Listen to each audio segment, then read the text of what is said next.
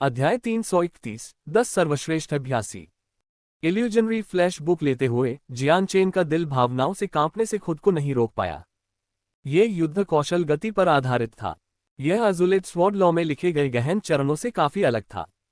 वह चलने और युद्ध में उपयोग के लिए अधिक केंद्रित था, और जबकि यह उसकी गति बढ़ाने में सक्षम था, एक हवा से जुड़े विशेषज्ञ के खिलाफ वह निश्चित रूप से हार जाएगा। इस भ्रमकारी फ्लैश ने एक व्यक्ति की रैखिक दिशा में दौड़ने की गति को बढ़ा दिया। हालांकि इसमें अज़ुलेट तलवार कानूनों में गहन चरणों की लचीलापन की कमी थी, लेकिन यह रैखिक गति में एक पवन प्रधान साधक को हरा सकता था जो कि जियान चेन चाहता था। इसके अलावा, यदि इल्यूजनरी फ्लैश महारत के शिखर तक पहुंच जाए तो उसकी गति बेजोड़ होगी और वह एक पल में 500 किलोमीटर तक की यात्रा कर सकता है। यद्यपि यह अतिशयोक्ति जैसा लग रहा था, यह भ्रमात्मक फ्लैश का एक ऐसा पहलू था जिसे केवल भयावह ही कहा जा सकता है। जियान चेन, आपको इल्यूजनरी फ्लैश युद्ध कौशल को कम नहीं आंकना चाहिए। मेरे चाचा तियान ने कहा कि भले ही यह एक सहायक स्वर्ग स्तरीय युद्ध कौशल हो, लेकिन इसके प्रभावों का उपयोग संत शासक के खिलाफ भी किया जा सकता है।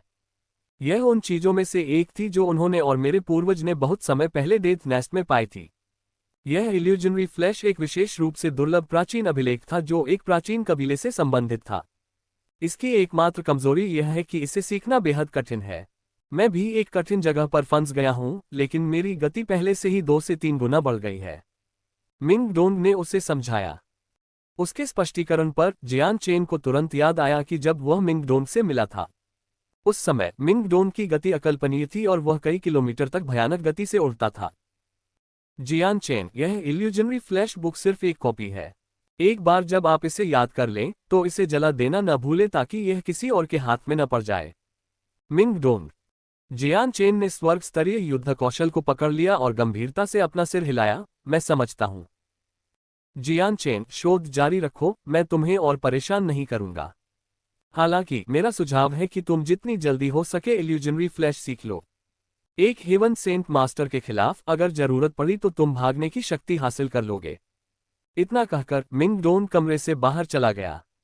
जियान चेन ने तुरंत स्वर्ग के चुराए हुए भाग्य युद्ध कौशल पर अपना शोध रोक दिया और इल्यूजनरी फ्लैश पढ़ना शुरू कर दिया। चूंकि यह केवल एक पूरक युद्ध कौशल था, इसलिए इसकी सामग्री बहुत वर्णनात्मक नहीं थी और इसमें केवल 13 पृष्ठ थे। जियान चेन ने अपनी संज्ञानात्मक स्मृति कौशल के साथ सभी 13 पृष्ठों को जल्दी से याद कर लिया और उसके बाद उसने पृष्ठों को जला दिया ताकि एक भी शब्द न बचे। जियान चेन अपने बिस्तर पर गहरी सोच में डूबा हुआ बैठा रहा।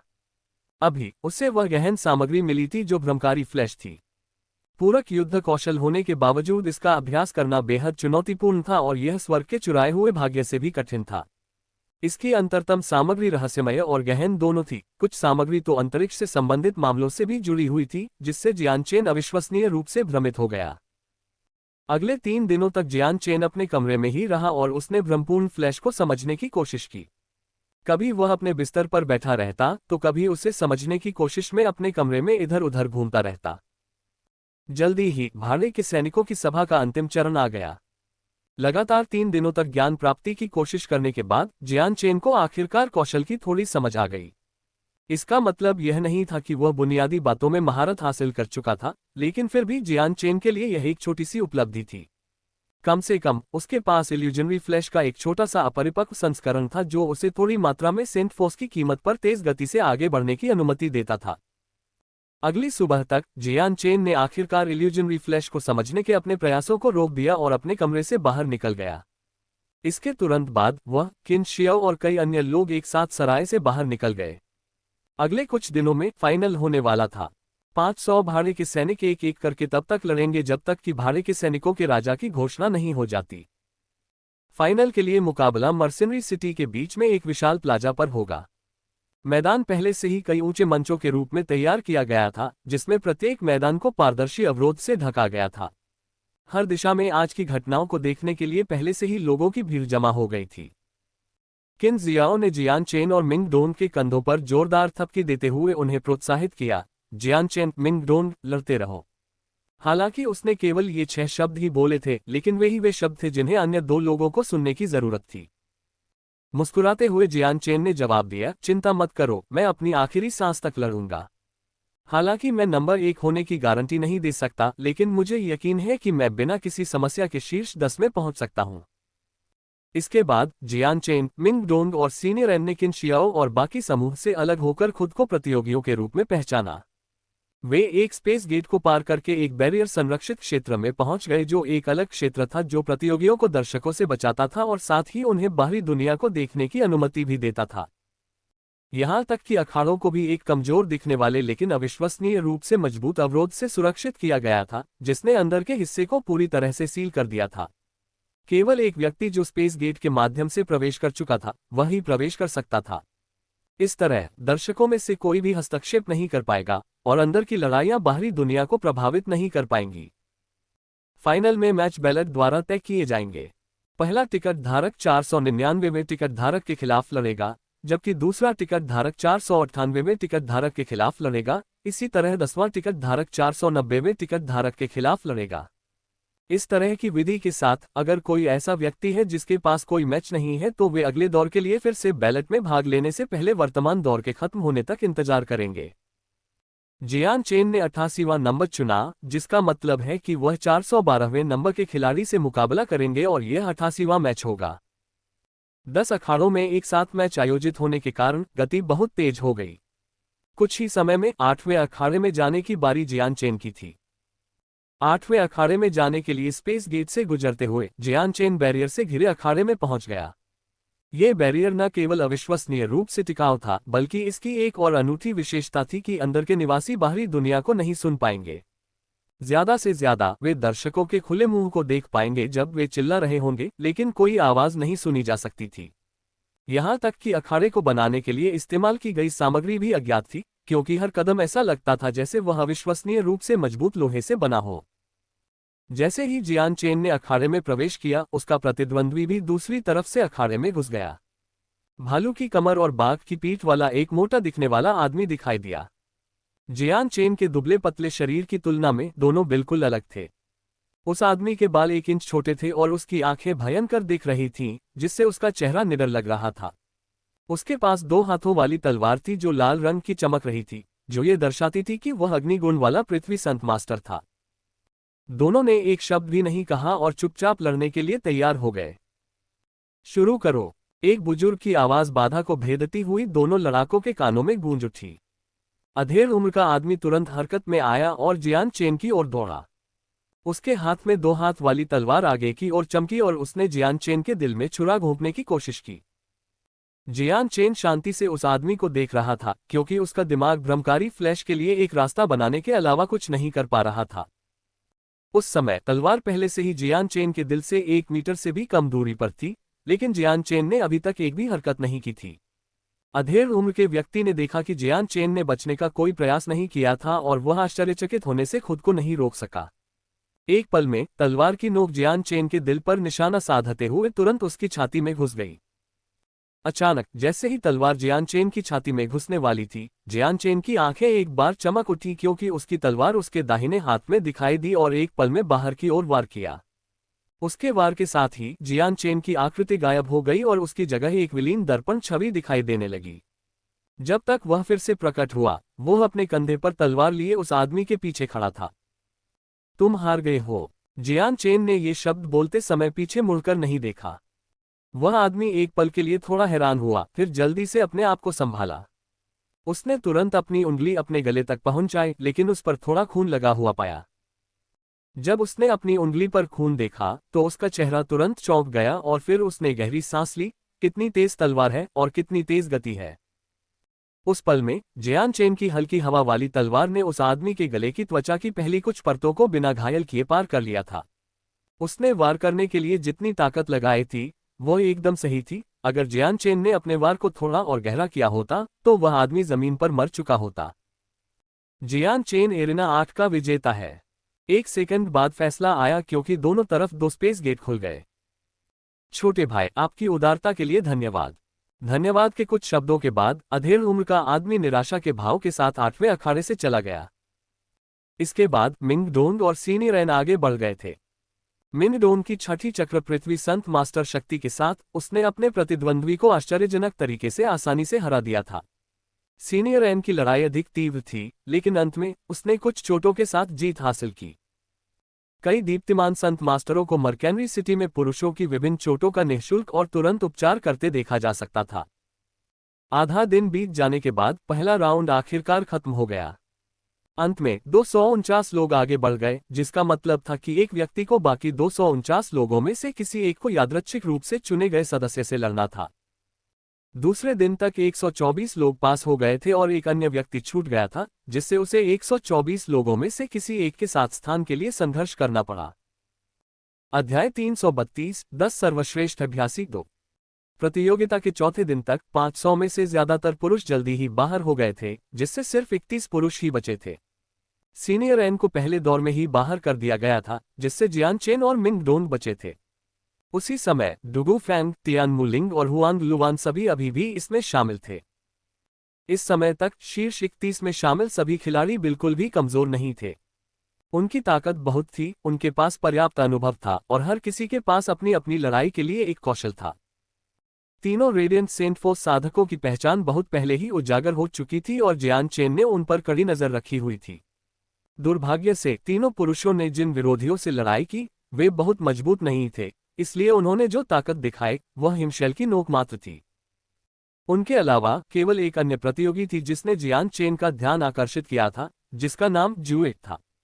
चौथे स्थान पर पहुंचकर वह एक उच्च रैंकिंग वाली महिला थी, जिसके पास काले रंग का लबादा और खंजर जैसा हथियार था। इतना ही नहीं, बल्कि वह एक वायु गुण साधक थी, जिसका अर्थ है कि उसकी गति अविश्वसनीय रूप से तेज थी।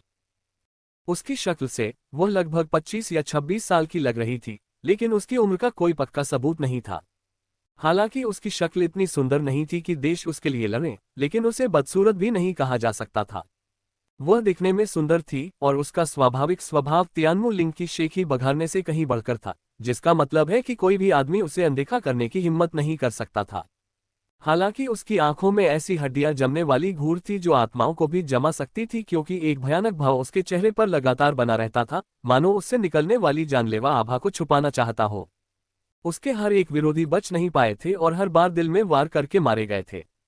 खंजर के साथ उसकी गति केवल जियान चेन की तलवार की गति के बराबर थी। उस रात जियान चेन ने अपने कमरे में अकेले समय बिताया और इल्यूजनरी फ्लैश का अध्ययन किया। कल सुबह शीर्ष 16 की स्थापना की जाएगी और तब तक शीर्ष 10 की स्थापना की जाएगी। तियान युआन महाद्वीप के विशेषज्ञ बादलों की तरह थे, उत्कृष्ट नागरिकों की कोई कमी नहीं थी। हालांकि जियान चेन ने टोकन इकट्ठा करने के दौरान केवल 5 विशेषज्ञों के बारे में सुना था, वे प्रतियोगिता में एकमात्र विशेषज्ञ नहीं थे। उनके बीच ऐसे लोग थे जो कम प्रोफाइल रखने में माहिर थे, और यह केवल तब हुआ जब फाइनल शुरू हुआ कि उनकी पहचान का खुलासा हुआ। अन्यथा उनके सामने आने वाले सभी लोगों को मार दिया गया ताकि उनकी ताकत का खुलासा न हो। अभी जियान चेन को लगा कि वह काफी संकीर्ण सोच वाला है। कल से शुरू होने वाले प्रत्येक मैच में एक अज्ञात चर होगा, क्योंकि भाड़े के सैनिकों की सभा में इस बिंदु तक सभी कमजोर भाड़े के सैनिकों को बाहर कर दिया गया था। शेष 31 लोग कुलीन वर्ग के कुलीन थे और कम से कम डुगु फैंग से अधिक मजबूत होंगे। उसी समय दरवाजे पर दस्तक सुनाई दी। जियान चेन ने धीरे से अपने चिंतन से आंखें खोली। उसके हाथ की एक लहर के साथ हवा के एक झोंके ने दरवाजे पर लगे धातु के बोल्ट को खोल दिया। अंदर आ जाओ। जैसे ही दरवाजा खुला, 4 महंगे कपड़े पहने हुए बुजुर्ग अंदर आए। उनमें से 2 सफेद लबादे पहने हुए थे, जिनके बाल काले थे और चेहरे पर दयालु भाव थे। तीसरे व्यक्ति ने काला लबादा पहना हुआ था और उसके बाल कंधों तक फैले हुए थे और उसकी बाईं आंख पर चोट लगी हुई थी। केवल उसकी दाहिनी आंख खुली हुई थी, जिससे उसका चेहरा काफी उग्र दिख रहा था। जाहिर है कि उसे काफी समय पहले चोट लगी थी। अंतिम बुजुर्ग ने एक साधारण लाल पोशाक पहनी हुई थी जो उसके छोटे कद को ढक रही थी, लेकिन उसकी त्वचा काफी काली थी।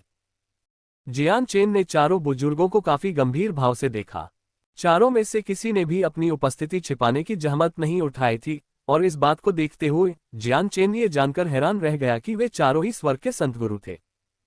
जैसे जैसे जियान चेन उनका नाप ले रहा था, वे चारों भी उसका नाप ले रहे थे। चून की तियानकिन कबीले के मुखिया ने उसे अपनी ताकत छिपाने का एक तरीका बताया था, इसलिए चारों लोग स्वर्ग के संत गुरु होने के बावजूद जियान चेन की ताकत को नहीं पहचान पाए। चारों बुजुर्गों, आपको क्या काम है? जियान चेन ने चारों से सामान्य स्वर में बात करते हुए पूछा। युवा भाई, आप जियान चेन हैं? बुजुर्गों में से एक ने दयालु स्वर में कहा। यही है, जियान चेन ने जवाब दिया। भाई जियान चेन, हमने सुना है कि शे परिवार के तीसरे स्वामी शे जियांग्रान को आपने मार डाला था। क्या ये बात सच है? वही बुजुर्ग शांत स्वर में बोला। चेहरे पर कोई शिकन लाए बिना जियान चेन बोला, ये बुजुर्ग कौन हो सकते हैं? हंसते हुए बुजुर्ग ने अपनी लंबी दाढ़ी को सहलाना शुरू किया। दूसरों ने हमें कई परिवार के 4 भाई कहा है। वर्तमान में हम शे परिवार के कानून के संचालक के रूप में काम करते हैं। फिर बुजुर्ग ने एक पल के लिए बात करना बंद कर दिया और फिर एक बार फिर कहा, भाई जियान चेन, हमने पहले ही मामले की जांच कर ली है, लेकिन हम आपके प्रति कोई दुर्भावना नहीं रखते हैं। हम केवल यह आशा करते हैं कि भाई जियान चेन खजाने के पहाड़ की मुहर वापस कर देंगे। इसे किसी बाहरी व्यक्ति के हाथ में पड़ने की अनुमति नहीं दी जा सकती। अगर यह आपके पास रहता है तो यह आपको केवल परेशानी ही देगा। बड़े भाई ने सही कहा। एक आंख वाले व्यक्ति ने बिना किसी भावना के कहा, ट्रेजर माउंटेन की सील शे परिवार की विरासत है जो एक विशेष शोधन विधि के बाद आई है। केवल शे परिवार के लोग ही इसकी शक्ति का उपयोग कर पाएंगे। आपके लिए ट्रेजर माउंटेन की सील लोहे का एक बेकार टुकड़ा होगी जिसका आप उपयोग नहीं कर सकते। किसी भी बुजुर्ग ने जियान चेन को धमकाने की कोशिश नहीं की थी और इसके बजाय एक सरल तरीका अपनाया था, इस उम्मीद में कि जियान चेन खजाना पर्वत की मुहर सौंप देगा। जियान चेन ने क्षमा याचना करते हुए अपने हाथों को एक साथ जोड़ते हुए कहा, मैं क्षमा चाहता हूं, लेकिन ट्रेजर माउंटेन की सील वापस नहीं दी जाएगी। युवा भाई, तुम्हें समझना चाहिए, अगर तुम खजाने के पहाड़ की सील वापस नहीं करोगे तो शे परिवार तुम्हें जाने नहीं देगा। ये वस्तु केवल तुम्हें नष्ट करने का काम करेगी। बुजुर्ग ने ईमानदारी और विनम्रता से बात की। अपना सिर हिलाते हुए जियान चेन ने बिना कुछ सोचे समझे कहा, यह ऐसी चीज नहीं होनी चाहिए जिसके बारे में बड़ों को चिंता करनी चाहिए। जियान चेन जानता था कि अगर वह इसे सौंप भी देता तो भी शे परिवार उसे ऐसा नहीं करने देता। अगर छोटा भाई इसी रास्ते पर चलने पर अड़ा है तो हमारे पास कोई विकल्प नहीं है, हमें चले जाना चाहिए। बुजुर्गों ने और कुछ नहीं कहा और जल्दी से कमरे से बाहर चले गए। सराय से बाहर निकलने के बाद एक आंख वाले व्यक्ति ने आह भरते हुए कहा, बड़े भाई, अब हम क्या करें? जियान चेन नाम का वह व्यक्ति खजाने के पहाड़ की मुहर सौंपने से इनकार कर रहा है। हमारी जिम्मेदारी केवल युवा स्वामी की रक्षा करना है, न कि खजाना पर्वत की मुहर को वापस पाना। अभी के लिए हम इस बारे में शे परिवार को रिपोर्ट करते हैं और नेता को इससे निपटने देते हैं। नेता ने तटस्थ स्वर में कहा। इस बार न केवल शे परिवार की योजना विफल हुई, बल्कि तीसरे स्वामी की भी मृत्यु हो गई, साथ ही शासक का आयुध भी छीन लिया गया। ये वास्तव में दुल्हन को देने और फिर सेना को खोने का एक उदाहरण है। शे परिवार निश्चित रूप से अपने मूल में हिल जाएगा। लाल वस्त्र पहने बुजुर्ग हंसे, वे वास्तव में शे परिवार से जुड़े नहीं थे। इसे भूल जाओ, इस मामले से हमारा कोई लेना देना नहीं है। शे परिवार को अपने सिरदर्द से निपटने दो। हम शे परिवार के लिए व्यापारी डीलरों से ज्यादा कुछ नहीं है, उनकी परेशानियों के लिए बलि का बकरा नहीं। हम सभी को याद रखना चाहिए, यह मत सोचो कि जिस व्यक्ति को शे परिवार ने नाराज किया है वह कोई ऐसा व्यक्ति है जिसे हमने नाराज किया है। इस बार भाड़े के सैनिकों के जमावड़े ने बड़ी संख्या में शक्तिशाली लड़ाकों को इकट्ठा किया है। जबकि वे स्वयं शक्तिशाली हैं, उनका समर्थन करने वाली शक्तियां नहीं हैं। इसके अलावा इनमें से कुछ शक्तियां ऐसी हैं जिन्हें शे परिवार भी नाराज नहीं कर सकता, खासकर किन्जी नामक व्यक्ति। मैंने सुना है कि वह किन्हुआंग साम्राज्य का एकमात्र राजकुमार है। ये संभव है कि वह राज्य का अगला सम्राट हो। इस प्रकार का व्यक्ति ऐसा व्यक्ति है जिसे हमें निश्चित रूप से नाराज नहीं करना चाहिए। दूसरे दिन तक जियान चेन ने मैच शुरू करने के लिए स्पेस गेट में प्रवेश करने से पहले अपना टिकट निकालने के लिए प्रतियोगिता क्षेत्र में प्रवेश कर लिया था। उसके प्रवेश के कुछ समय बाद ही उसका प्रतिद्वंद्वी भी मैदान में प्रवेश कर गया। लेकिन जैसे ही जियान चेन ने अपने प्रतिद्वंद्वी को देखा, उसकी आंखें चौंक कर चौड़ी हो गईं। वह डुगू फैंग था। डुगू फैंग ने कड़वी हंसी के साथ जवाब दिया, मैंने नहीं सोचा था कि मैं आपके खिलाफ लड़ूंगा। यहां तक कि जियान चेन भी असहाय महसूस कर रहा था और उसने अपने कंधे उचका दिए। यह एक संयोग से ज्यादा कुछ नहीं है। जल्द ही लड़ाई शुरू करने की घोषणा सुनी जा सकती थी, लेकिन न तो जियान चेन और न ही डुगू फैंग ने कोई कदम उठाया। जियान चेन, मुझे उम्मीद है कि तुम नंबर 1 स्थान हासिल करोगे। ये कहते हुए डुगू फैंग ने हार मान ली। इस मैच में जियान चेन ने बिना लड़े ही जीत हासिल कर ली थी। अखाड़े से बाहर निकलते हुए जियान चेन अन्य मुकाबलों को देखने के लिए वहीं रुक गया। इस दौर के बाद केवल 16 लोग ही आगे बढ़ पाए। अंत में 3 लोग मारे गए और 2 गंभीर रूप से घायल हो गए। एक व्यक्ति की मृत्यु जुए के खंजर से एक व्यक्ति के दिल में घुसने से हुई थी, जो अपनी अंतिम सांसें ले रहा था। यह ऐसी चीज थी जिसे मजबूत रेडियंट सेंट मास्टर्स के लिए भी उलटना असंभव था। जियान चेन और मिंग डोंग दोनों शीर्ष 16 में आगे बढ़ने में कामयाब रहे थे। किन जी और तियानमु लिंग भी अपने शासक आयुध के साथ आगे बढ़े थे, जिससे उनके विरोधियों को बड़ी चोटें आईं। हालांकि हुआंग लुवान के पास उसका सोलुना धनुष था, लेकिन सीमित क्षेत्र में उसका सोलुना धनुष बहुत कमजोर था। उसके पास खुद केवल एक प्रथम चक्र पृथ्वी संत मास्टर की ताकत थी, इसलिए वह हार गई क्योंकि उसका प्रतिद्वंद्वी रेडियंट सेंट फोर्स के उन पुरुषों में से एक था जिनके पास त्रुटिहीन ताकत थी। भाग्य के साथ एक असामयिक मैच के कारण डुगू फैन को टूर्नामेंट से बाहर कर दिया गया था, जबकि अन्य दो रेडियंट सेंट फोर्स के लिए जिम्मेदार पुरुष आगे बढ़ गए थे। उनमें से 3 अपनी अफवाहों के प्रति सच्चे थे और बेहद मजबूत थे। उनमें से एक विशेष रूप से एक चौथा चक्र पृथ्वी संत मास्टर था, जिसके पास युद्ध कौशल का एक मजबूत प्रदर्शन था। अगले 10 लड़ाकों का चयन 16 लड़ाकों में से शीर्ष 8 में से किया जाएगा। हारने वालों में से शीर्ष 2 को एक और मौका दिया जाएगा। चूंकि अभी भी दिन था, इसलिए प्रतियोगिता फिर से शुरू हुई। अपना लॉट चुनने के बाद जियान चेन एक स्टूल पर खड़ा हो गया और अगले दौर का इंतजार करने लगा। बाकी 15 लड़ाके भीड़ से दूर एकांत जगह में जियान चेन के पास खड़े थे। अरे जियान चेन, तुम्हें नंबर 1 तो मिलना ही है, ठीक है। हम सबको निराश मत करो, हम सभी को तुमसे बहुत उम्मीदें हैं। मिंग डोंग ने जियान चेन के कंधे पर थपथपाया और हंस दिया। हे छोटे भाई, यहाँ विशेषज्ञ बादलों की तरह असंख्य हैं। हालांकि तुम मुझ पर जीत हासिल करने में सक्षम थे, लेकिन अन्य इतने कमजोर नहीं होंगे। क्या तुम्हें लगता है कि तुम उन सभी के बीच नंबर 1 का दावा करने में सक्षम हो पाओगे? तियानमु लिंग ने जियान चेन के सामने से बात की। उसकी दोनों आंखें उसे घूर रही थीं और उसके शब्द किसी ऐसे मंत्रमुग्ध करने वाले मंत्र की तरह लग रहे थे जो किसी भी आदमी को लुभा सकता था। जियान चेन ने पीछे देखा और फिर अपनी नजरें अखाड़े के बाहर की ओर घुमाईं। मैं केवल इतना कह सकता हूं कि मैं अपनी पूरी कोशिश करूंगा और समय आने पर कोशिश करूंगा। जैसे ही जियान चेन ने बात खत्म की, पीछे से एक अजीब सी आवाज सुनाई दी, हम अपनी पूरी कोशिश करने के लिए। बच्चे, तुम सिर्फ इतने बूढ़े हो, क्या तुम्हें नहीं पता कि तुम नंबर 1 स्थान से कितनी दूर हो? क्या तुम हम बाकी लोगों को कचरा समझते हो? अपना सिर घुमाकर जियान चेन को एक मध्यम आयु वर्ग का व्यक्ति दिखाई दिया, जिसकी उम्र लगभग 45 या 46 वर्ष थी। उसने सफेद लबादा पहना हुआ था और उसका रूप जियान चेन को काफी परिचित लगा, क्योंकि वह 3 दीप्तिमान संत शक्ति से संबंधित साधकों में से एक था। अधेड़ उम्र के आदमी के बगल में, उम्र में उससे ज्यादा दूर न रहने वाला एक और आदमी जियान चेन को तिरस्कार से घूरता रहा और फिर बेसुध होकर बोला, भूल जाओ कैरागा। एक बदमाश की बातों पर ध्यान मत दो, वह एक दीन हाँकने वाले से ज्यादा कुछ नहीं है। इन दोनों की बातों पर जियान चेन की आंखें सिकुड़ गईं और फिर उसकी निगाहें ठंडी हो गईं। मिंग डोन भी गुस्से में आ गया और उसने चेतावनी देते हुए कहा, तुम दोनों को उम्मीद करनी चाहिए कि मैं मैदान में तुमसे न टकराऊं। दोनों व्यक्ति तुरंत क्रोधित हो गए, क्योंकि कैरागा भड़क गया, ये कितना अज्ञानी बच्चा है। अगर यह जगह भाड़े के सैनिकों का शहर नहीं होती, तो इसने तुम्हें कई टुकड़ों में काट दिया होता। बच्चे, तुम मिंग डोन हो। मुझे तुम्हें एक सलाह देने की अनुमति दे, अगर तुम कभी अखाड़े में मेरे सामने आओगे, तो तुरंत आत्मसमर्पण कर दो। अन्यथा मैं कसम खाता हूं कि तुम अखाड़े से जिंदा नहीं निकलोगे।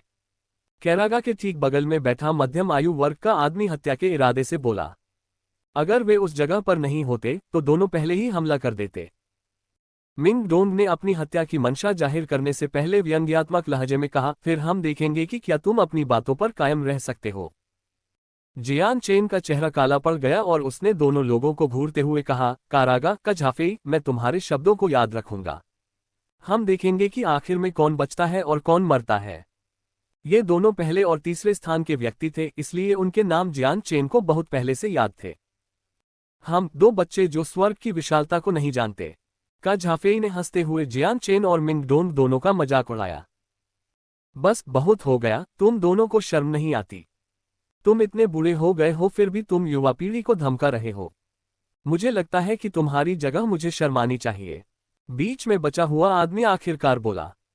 ये सुनकर दोनों पुरुषों की निगाहें तीसरे व्यक्ति की ओर मुड़ गईं। जार, ये हम दोनों के बीच की बात है, तुम्हें इसमें दखल देने की कोई जरूरत नहीं है, का जाफेई ने उसे जवाब दिया। क्या तुम दोनों को लगता है कि जूनियर्स को धमकाना एक शानदार काम है? कितनी मूर्खता है, अगर यह बात किसी को पता चल गई, तो हम रेडिएंट वॉरियर्स पर कलंक लग जाएगा। जहर के शब्द बर्फ की तरह जम गए थे। बस, कैरागा ने शर्मिंदगी से जहर को देखा, जहर, अपनी जगह मत भूलना। अगर तुम किसी बाहरी व्यक्ति का पक्ष लेते हो तो तुम किस पक्ष के हो? जहर ने व्यंग्य करते हुए कहा, ऐसी बेतुकी दलील मत दो, मैं किसी बाहरी व्यक्ति की मदद नहीं कर रहा हूं। मैं तुम दोनों को स्वीकार नहीं कर सकता। तुम दोनों हम रेडियंट योद्धाओं को शर्मिंदा करते हो। तुम। कारागा और का झाफेई दोनों गुस्से में कांपते हुए गुर्राए, लेकिन उनके मुंह से कोई शब्द नहीं निकला। उस पल अवरोध अचानक रंग बदल गया और फिर तेजी से गायब हो गया। अगले ही पल उनके सामने के सभी क्षेत्र अचानक नीचे गिरने लगे और फिर बिना किसी निशान के जमीन में गायब हो गए, जिससे एक समतल जगह बन गई जिसमें कोई खरोंच या धक्के नहीं थे। जियान चेन इस अचानक हुई घटना से हैरान रह गया। उसने कभी नहीं सोचा था कि भाड़े के सैनिकों का शहर ऐसी रहस्यमयी घटना को अंजाम दे सकता है। जियान चेन को इस बात का बिल्कुल भी अंदाजा नहीं था कि कैसे अखाड़े जमीन में धंस गए और फिर अचानक एक विशाल जमीन के टुकड़े के रूप में फिर से ऊपर उठ गए। जमीन का यह एक टुकड़ा अखाड़ों से कहीं ज्यादा बड़ा था और इसकी चौड़ाई लगभग 500 मीटर थी। जैसे ही एकल क्षेत्र ऊपर की ओर बढ़ा, एक अन्य पारदर्शी अवरोध ने उसे पूरी तरह से घेर लिया, जिसके बाद एक दूसरे के विपरीत दिशा में 2 अंतरिक्ष द्वार खुल गए। अध्याय 333 10 महान साधक 3। क्या प्रतियोगी मैदान के अंदर कदम रखेंगे? एक रहस्यमय स्थान से एक बुजुर्ग आवाज सुनाई दी। जियान चेन ने अपने हाथ में नंबर 3 को देखा। वह तीसरा मैच होने वाला था। आज वह दिन था जब शीर्ष 10 लोगों का फैसला होना था, इसलिए प्रतियोगिता का तरीका अलग होगा। 10 मैच एक साथ नहीं होंगे, बल्कि एक बार में एक मैच होगा। आखिरकार यहां एकत्र हुए लोग महाद्वीप के प्रतिभाशाली लोग थे। उनमें से एक भी कमजोर नहीं था और उनमें से हर एक युद्ध के तरीकों में शानदार था। छोटे भाई, क्या तुम मेरा उत्साह बढ़ा सकते हो? तियानमु लिंग ने स्पेस गेट में जाने से पहले जियान चेन के कानों में हंसते हुए कहा। उसके बाद एक और मध्यम आयु वर्ग का आदमी दूसरे स्पेस गेट में चला गया। मैच तुरंत ही जारी रहा क्योंकि तियानमु लिंग ने अपनी लंबी तलवार निकाली जो नीले रंग की थी, जिसका मतलब था कि वह पानी से जुड़ी साधक थी। उसने पहले अपनी ताकत से उस आदमी के खिलाफ लड़ाई लड़ी, लेकिन कई बार आदान प्रदान के बाद उसने अपने शासक आयुध को बाहर निकालने का फैसला किया। इस मध्यम आयु वर्ग के आदमी की ताकत उसकी खुद की ताकत से ज्यादा थी। तियानमु लिंग के रूलर आर्मामेंट में गति का लाभ था क्योंकि चाबुक आसानी से फैल और सिकुड़ सकता था। चाबुक की दर्पण छवि रिंग में लगभग हर जगह देखी जा सकती थी क्योंकि यह उसके प्रतिद्वंद्वी के करीब आ रही थी और उसे अंदर दबा रही थी। रूलर आर्मामेंट की शक्ति कुछ ऐसी थी जिसने उस आदमी को डरा दिया, क्योंकि वह एक झटका झेलने के लिए पर्याप्त मजबूत नहीं था और केवल इसे चकमा दे सकता था। भाड़े के सैनिकों के शहर ने शासक के हथियारों के इस्तेमाल पर रोक नहीं लगाई थी। हालांकि इसका इस्तेमाल बाहरी मदद के बराबर था, लेकिन तियान युआन महाद्वीप निष्पक्ष होने के लिए नहीं जाना जाता था। चाहे जो भी इस्तेमाल किया जाए, जब तक कोई जीतता है तब तक वह राजा का तरीका था। इस प्रकार ये कहा जा सकता है कि बाहरी मदद का उपयोग करना अभी भी ताकत का एक रूप था। मध्यम आयु वर्ग का व्यक्ति केवल बुरी तरह से बच सकता था क्योंकि तियानमु लिंग का चाबुक एक बड़े क्षेत्र को कवर कर सकता था। एक विस्फोटक चीख के साथ उसे सुरक्षा देने से पहले बड़ी मात्रा में ऊर्जा बाहर निकली। तुरंत एक विशाल तलवार 10 मीटर लंबी उसके हाथ में दिखाई दी और चाबुक के रास्ते में शून्य के माध्यम से जोरदार गड़गड़ाहट के साथ वार किया। यह एक उन्नत पृथ्वी स्तरीय युद्ध कौशल होना चाहिए। इस बात को देखते हुए इसका उपयोग करने के लिए बड़ी मात्रा में संत बल की आवश्यकता होगी। जियान चेन के पास कुछ लोगों ने बड़बड़ाया। अखाड़े में तियानमु लिंग का चेहरा गंभीर हो गया क्योंकि उसकी चाबुक प्रतिक्रिया में हिल गई। 10 मीटर लंबी तलवार पर प्रहार करते हुए तलवार ने चाबुक के कई बार झेले, लेकिन अंत में एक जोरदार धमाके के साथ टूट गई क्योंकि हिंसक ऊर्जा की एक लहर बाहर की ओर फूट पड़ी। सेंट फोर्स नामक पानी की एक लहर तियानमु लिंग के शरीर से बाहर निकली और ऊर्जा के खिलाफ रक्षा के रूप में उसे घेर लिया, लेकिन फिर भी उसे पीछे लौटने पर मजबूर होना पड़ा। जैसे ही तियानमु लिंग पीछे हटी, उसके चेहरे पर अचानक दर्द होने लगा क्योंकि एक बड़ी तलवार अचानक पीछे से उसकी छाती में घुस गई। विस्फोट के दौरान अधेड़ उम्र का व्यक्ति किसी तरह उसके पीछे आ गया था और उसने अपने संत हथियार का इस्तेमाल करके उसकी छाती फाड़ दी। तुम हार गई हो, उस आदमी ने अपनी तलवार उसके सीने में घुसाते हुए कहा। अगर तियानमु लिंग ने हार नहीं मानी तो उसके पवित्र हथियार में मौजूद ऊर्जा एक पल में बाहर की ओर फट जाएगी, जिससे उसे बहुत ज्यादा नुकसान होगा। तियानमु लिंग अब और दर्द सहन करने में असमर्थ थी। उसने धीरे से अपना सिर हिलाया और महसूस किया कि वह हार चुकी है। एरिडिया विजेता है, उद्घोषक ने जोर से कहा जब मध्यम आयु वर्ग के व्यक्ति ने मैदान छोड़ने से पहले धीरे से अपनी तलवार निकाली। जैसे ही तियानमू लिंग ने मैदान छोड़ा, दो रेडियंट सेंट मास्टर्स तुरंत उसके पास आए और रेडियंट सेंट फोर्स से उसके घावों का इलाज करना शुरू कर दिया। ऐसा इसलिए था क्योंकि 8 हारने वालों को भी शीर्ष 10 में जगह बनाने के लिए लड़ना होगा। इस प्रकार भले ही तियानमू लिंग को बाहर कर दिया गया था, फिर भी उसके पास आशा की एक संभावना थी। दूसरा मुकाबला जहर और तियान किचेन के बीच था।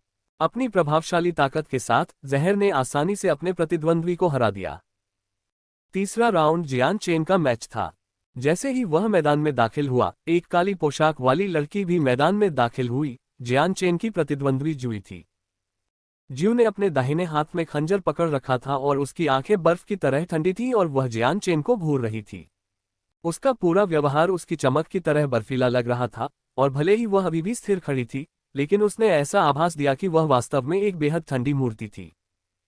जियान चेन काफी शांत दिख रही थी। वह पिछले कुछ समय से उसे देख रहा था, इसलिए वह जानता था कि ज्यू एक निर्दयी प्रतिद्वंद्वी थी। अपनी बर्फीली निगाहों से वह अपने प्रतिद्वंद्वी को कभी भी जीवित नहीं छोड़ेगी, और जियान चेन भी उससे अलग नहीं होगा। शुरू करो। बैरियर के पार से बुजुर्ग आवाज चिल्लाए। एक पल में ज्यू एक काली रोशनी की लकीर में गायब हो गई और उसने जियान चेन की ओर अपनी खंजर को चमकाते हुए उसके दिल पर वार किया। उसी समय खंजर से एक अजीब और ठंडी भावना महसूस की जा सकती थी, जिससे जियान चेन को ठंडी कपकपी महसूस हुई। जियान चेन को अपने दिल में कुछ आश्चर्य महसूस हुआ। ये कई वारों में से पहला वार होगा, लेकिन उसने नहीं सोचा था कि उसका संत हथियार इतनी ठंडी उपस्थिति दर्ज करवा पाएगा। हालांकि अपने सदमे के बावजूद जियान चेन की हरकतें भी कम नहीं थी, क्योंकि उसने खंजर पर वार करने के लिए तुरंत अपनी लाइट विंड स्वॉर्ड निकाली। डिंग! एक धातु की खनक सुनाई दी, क्योंकि ज्यू के खंजर को जियान चेन की तलवार ने रोक दिया था। हालांकि जियान चेन की तलवार पर एक ठंडी परत जमने लगी थी, जिससे जियान चेन को ऐसा महसूस हो रहा था जैसे वह अचानक बर्फ और बर्फ की दुनिया में नंगा हो गया हो। चौंककर देखते हुए जियान चेन को अचानक एहसास हुआ कि वह ज्यू को बहुत कम आंक रहा था। जिस क्षण उनके संत हथियार संपर्क में आए, उसी क्षण उसकी तलवार बर्फ के क्रिस्टल से संक्रमित हो गई थी। आखिर यह कौन सी मार्शल आर्ट विधि है जिसका इतना प्रभाव है? जियान चेन ने मन ही मन सोचा। लेकिन फिर ज्यू ने दूसरी और तीसरी बार वार किया, क्योंकि उसका खंजर जियान चेन के दिल पर कब्जा करने के लिए तैयार था। जियान चेन की तलवार दोनों बार खंजर से टकराए, लेकिन हर बार ब्लॉक के साथ हल्की हवा की तलवार बर्फ से और मोटी होती गई। बर्फीली ठंड ने जियान चेन की बांह को भी कठोर बना दिया, मानो उसकी बांह के अंदर खून जम रहा हो। उसकी मार्शल आर्ट बहुत अजीब है। हम जितना ज्यादा लड़ते हैं, मैं उतना ही बुरा होता जाता हूं। मुझे इस लड़ाई को तुरंत खत्म करना होगा। जियान चेन ने तुरंत सोचा। अपने हाथ की एक लहर के साथ लाइट विंड स्वॉर्ड जमीन पर गिर गया, जिससे उस पर जमी बर्फ टूट गई। तुरंत जियान चेन का हाथ धुंधला हो गया, क्योंकि पूरा क्षेत्र उसकी तलवार की दर्पण छवियों से ढक गया। ज्यू की आंखें खतरनाक तरीके से चमक उठीं, क्योंकि उसके अंदर से एक ठंडी सफेद आभा बह रही थी। ऐसा लग रहा था जैसे उसके आसपास का क्षेत्र बर्फ में जम रहा हो। पूरा क्षेत्र इसके प्रभाव को महसूस करने लगा, क्योंकि वह तुरंत जम गया। यहां तक कि बैरियर पर भी बर्फ की एक परत जम गई। जियान चेन के वार को तुरंत रोक दिया गया, क्योंकि कई बार खनक सुनाई दी। लगभग पानी में मछली की तरह ज्यू आगे बढ़ने में सक्षम थी और एक बार फिर अपने खंजर से जियान चेन के दिल पर वार किया। खंजर को अपनी ओर उड़ता देख जियान चेन ने अवचेतन रूप से भ्रमकारी फ्लैश के बारे में सोचा। एक ही हरकत में वह आगे की ओर उड़ गया। अपनी जगह पर एक आदर्श दर्पण छवि छोड़ते हुए उसने अपनी लाइट विंड स्वॉर्ड से हमला किया। तुरंत पीछे मुड़ते हुए ज्यू के खंजर ने जियान चेन की तलवार को रोक दिया। फिर पीछे हटने के बिना वह जियान चेन के शरीर के करीब आ गई और उसके दिल पर वार किया। उसी समय बर्फ की एक चादर जियान चेन के पैरों पर चढ़ गई, जिससे वह स्थिर हो गया। यह महसूस करते हुए कि उसकी गतिशीलता समाप्त हो गई है, जियान चेन का चेहरा चौंक गया। बिना किसी हिचकिचाहट के उसकी हल्की पवन तलवार ने गति पकड़ ली और 3 अलग अलग बार बाहर निकली। एक बार खंजर को रोकने के लिए, दूसरा और तीसरा जुए के दिल और गले पर निशाना साधकर उसे पीछे धकेलने की कोशिश की। एक घुरघुराहट के साथ जियान चेन ने सेंट फोर्स की मदद से जमीन पर पैर पटक दिए, जिससे वह अपने पैरों को जमीन से बांधने वाली बर्फ को तोड़ सका। अपनी गतिशीलता वापस पाकर उसने तुरंत इल्यूजनरी फ्लैश का इस्तेमाल किया और बिजली की तरह जुए की तरफ बढ़ा और अपनी लाइट विंड स्वॉर्ड को सीधे उस पर उड़ाकर उसे दबा दिया। जबकि ज्यू का हमला किसी भी तरह से धीमा नहीं था, जियान चेन थोड़े अंतर से तेज था। थोड़ी सी पीड़ा के साथ जियान चेन के हमलों को मुश्किल से रोकते हुए लाइट विंड स्वॉर्ड ने एक बार फिर ठंड की चमक ले ली, जिससे उसका अगला वार धीमा हो गया। सबसे महत्वपूर्ण बिंदु पर तलवार क्यूई की एक तेज मात्रा तलवार से बाहर निकली, जिसने ब्लेड पर जमे बर्फ को पाउडर में बदल दिया और सीधे जुए की ओर उड़ी। तेजी से पीछे की ओर उड़ते हुए ठंडी हवा ज्यू के शरीर से बाहर निकली और उसके आसपास के पूरे क्षेत्र को घेर लिया। एक छोटी सी मुस्कुराहट के साथ जियान चेन ने तुरंत स्वर्ग की चोरी की किस्मत को सक्रिय कर दिया ताकि उसकी ताकत और गति 3 गुना बढ़ जाए। उसकी हल्की हवा की तलवार क्यूई के साथ फट गई ताकि वह जुए के गले के खिलाफ आराम करने से पहले क्षेत्र में बनी बर्फ को तोड़ दे। अपने गले पर प्रहार को देखकर ज्यू ने अपना हमला रोक दिया और भावशून्य चेहरे से जियान चेन को घूरने लगी, लेकिन उसकी आंखों में अभी भी बिना किसी भावना के उतार चढ़ाव के एक ठंडी आभा झलक रही थी। जियान चेन विजेता है। एक तेज आवाज सुनाई दी और अखाड़े के दोनों ओर 2 स्पेस गेट उड़ गए। जैसे ही उसकी हल्की पवन तलवार गायब हुई, वह बिना एक भी शब्द बोले बाहर जाने लगा। जू भी बिना एक भी शब्द बोले जाने के लिए मुड़ा। जियान चेन, अच्छा काम किया। मिंग उत्साह में चिल्लाया और उसे बधाई देने के लिए आगे बढ़ा। जैसे ही मिंग डोन का हाथ जियान चेन के कंधे पर पड़ा, उसने तुरंत अपना हाथ वापस खींच लिया और चौंक कर चिल्लाया, हे भगवान जियान चेन, क्या तुम अभी बर्फीली गुफा से बाहर आए हो? तुम इतने ठंडे क्यों हो? एक मजबूर मुस्कान के साथ जियान चेन ने जवाब दिया, काफी हद तक। वह क्षेत्र वास्तव में बर्फीले गुफा से भी ज्यादा ठंडा था। मैंने खुद को लगभग जमते हुए पाया। वह जो कोई साधारण व्यक्ति नहीं है, उसकी मार्शल आर्ट काफी जादुई और अजीब है। अपनी लड़ाकू शक्ति के साथ साथ इतनी ठंडी आभा को नियंत्रित करने में सक्षम होने के कारण उससे ज्यादा शक्तिशाली कोई भी व्यक्ति आसानी से उसके जाल में फंस सकता है। जियान चेन की बातें सुनकर मिंग डोन गंभीर हो गया और उसने बड़बड़ाते हुए कहा, ऐसा लगता है कि हमें भविष्य में उससे सावधान रहना होगा। अध्याय 334 10 महान साधक 4। मिंग डोन का मैच जियान चेन के ठीक बाद था, इसलिए घोषणा के बाद वो और उनके प्रतिद्वंद्वी स्पेस गेट में प्रवेश कर गए। मानो स्वर्ग द्वारा ही व्यवस्था की गई हो। मिंग डोन का प्रतिद्वंद्वी उन 2 लोगों में से एक था जिन्होंने उनका मजाक उड़ाया था, का झाफेई। जाने से पहले मिंग डोन के चेहरे पर हल्की सी मुस्कान थी। जियान चेन, मुझे इस आदमी को 2 टुकड़ों में काटना होगा। मिंग डोन के कंधों पर थपथपाते हुए जियान चेन ने बिना कुछ कहे उसे उत्साहवर्धक नजर से देखा। काजाफेई के चेहरे पर एक गहरी मुस्कान थी जब वह बोल रहा था, कैसा संयोग है, मेरे प्रतिद्वंद्वी तुम हो। ऐसा लगता है कि भगवान अब नहीं चाहते कि तुम जीवित रहो और मुझे नियंत्रण करने की अनुमति दी। बच्चे, क्या तुम्हें पागल नहीं होना चाहिए? तुम जल्द ही पागल हो जाओगे। उन शब्दों को सुनकर मिंग डोंग ने अपने शब्दों में कुछ हत्या की मंशा प्रकट की। मुझे अपनी बड़ी बड़ी बातें मत कहो, जब तक हम अखाड़े में नहीं पहुंच जाते तब तक रुको। मैं ऐसा करूंगा कि तुम अब रो भी नहीं पाओगे। उन शब्दों के साथ मिंग डोंग तुरंत स्पेस गेट से होकर अखाड़े में चला गया। हम मौत करीब होने के बावजूद भी तुम इतने घमंडी हो, का झाफेई ने अखाड़े में जाते हुए तिरस्कार से कहा। शुरू करो। जैसे ही दोनों आदमी अंदर दाखिल हुए, एक ऊंची आवाज ने उन्हें फिर से पुकारा। का झाफेई ने तुरंत ही मिंग डोन को एक खूनी जादुई जानवर की तरह घूरते हुए हत्या करने की तीव्र इच्छा प्रकट की। उसके हाथ में एक दीप्तिमान संत बल से जुड़ी तलवार दिखाई दी, जो 2 मीटर लंबी तलवार बन गई। तलवार से एक चमकदार दूधिया रोशनी निकल रही थी, जिससे ऐसा लग रहा था कि यह एक दिव्य तलवार है। जाओ और मर जाओ, का झाफेई दहाड़ते हुए बोला और अपनी तलवार को जोर से घुमाते हुए मिंग डोन की ओर उड़ गया। हल्की हंसी के साथ मिंग डोन ने अपनी नीली रंग की तलवार निकाली और फिर गायब हो गया। एक झटके में वह का झाफेई की ओर उड़ गया और मानो उसकी तलवार हवा में घुल मिल गई हो, वह का झाफेई की कमर पर नीली चमक के साथ एक भयंकर घाव छोड़ गई। मिंग डोन की गति अविश्वसनीय रूप से तेज थी, यहां तक कि का झाफेई भी उसके साथ नहीं रह सकता था। अपनी कमर पर घाव महसूस करते हुए का झाफेई केवल अपने हाथ को अपने ही खून में भीगा हुआ देख सकता था। एक बदसूरत चेहरे के साथ का झाफेई ने यह पता लगाने की कोशिश की कि उसे कब चोट लगी थी। उसने अपमान किया था और धमकी दी थी कि मिंग डोंग अखाड़े से जिंदा नहीं निकलेगा, लेकिन उसने नहीं सोचा था कि पहली ही मुठभेड़ में उसे ही नुकसान होगा। यह एक ऐसी शर्म थी जिसे बर्दाश्त नहीं किया जा सकता था। बेटे, तुम मर गए। का झाफेई की निगाहें गहरी हो गईं, इससे पहले कि वह बात करते समय उसके घावों से एक दूधिया सफेद चमक उभरती, जिससे उसके घाव जल्दी ठीक हो गए। मिंग डोंग ने तिरस्कारपूर्वक कहा, मैंने सुना है कि आप रेडियंट सेंटफोर्स वाले साधकों को मारा नहीं जा सकता और आपको अमर कहा जाता है। आज हम देखेंगे कि आप वास्तव में कितने अमर हैं। ऐसा कहकर मिंग डोन का जाफेई की ओर उड़ गया और अगले ही पल गायब हो गया। कितनी तेज गति है! हे भगवान, उसकी गति इतनी तेज होने के कारण क्या वह स्वर्ग से संबंधित हवा हो सकता है? संत गुरु। अखाड़े के बाहर कई लोग आश्चर्य से चिल्ला उठे क्योंकि उन्होंने मिंग डोन की गति देखी थी। का झाफेई भी मिंग डोन को भागते हुए देखकर गंभीर हो गया। जैसे ही वह करीब आया, का झाफेई ने तुरंत जोर से चिल्लाया और अपना radiant saint weapon Ming Don की छाती की ओर ले गया।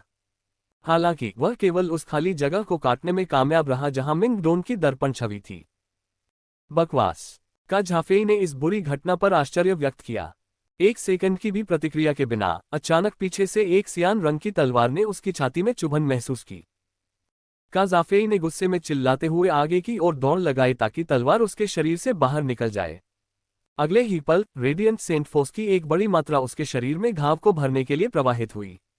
हालांकि उसकी छाती पर घाव घातक नहीं था, फिर भी यह एक गंभीर चोट थी जो उसकी लड़ने की क्षमता को प्रभावित करेगी।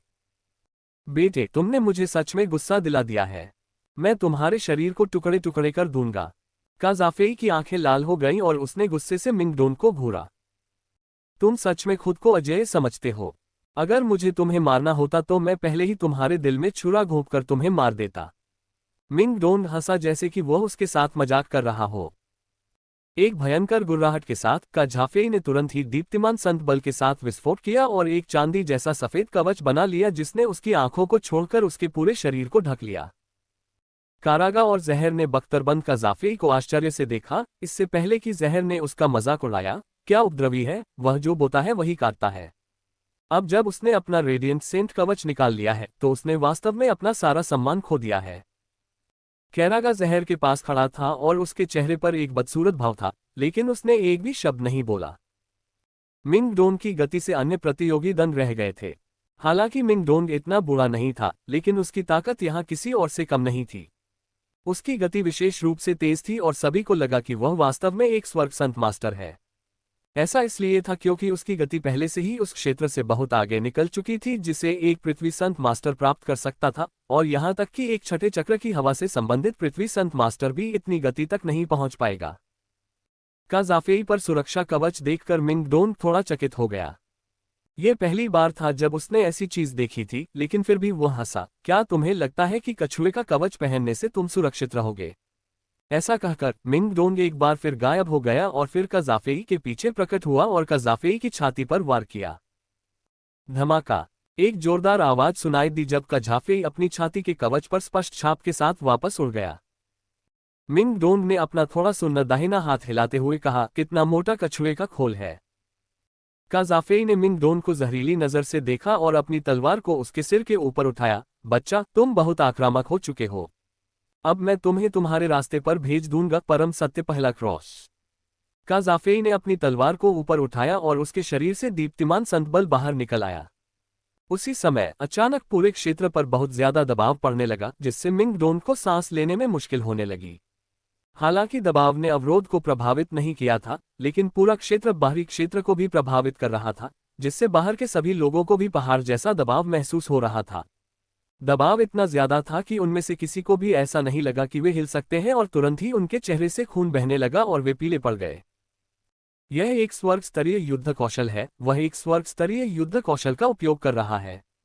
एक सफेद बालों वाला बुजुर्ग चौंक कर चिल्लाया, जिससे हर कोई उसकी जबरदस्त शक्ति को देखकर पीला पड़ गया।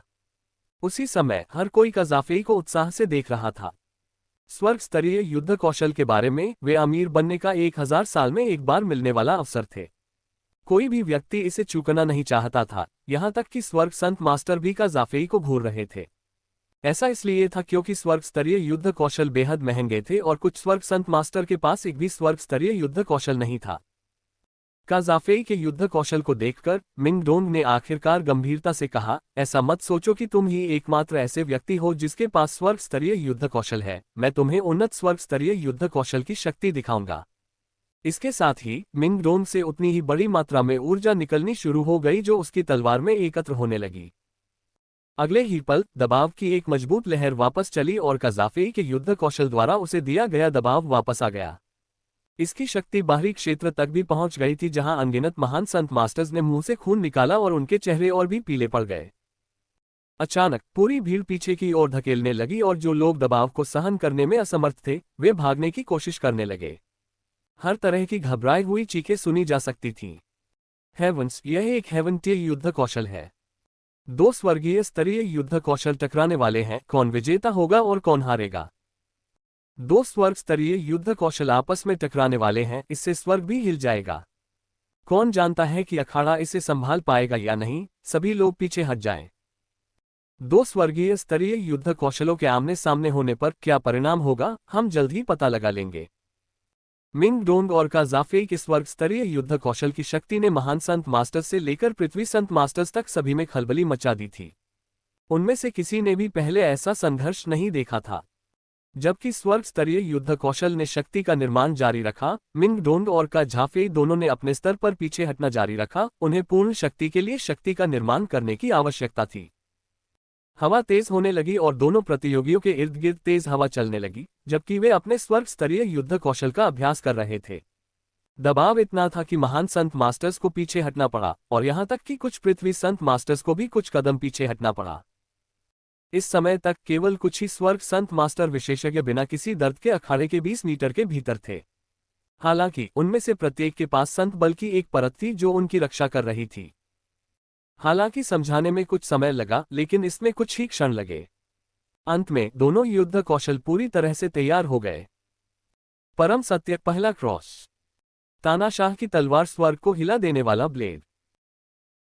अध्याय 335, 10 महान साधक 5। जब दो पुरुषों के सेंट हथियार आगे की ओर चमके तो दो धमाके सुनाई दिए।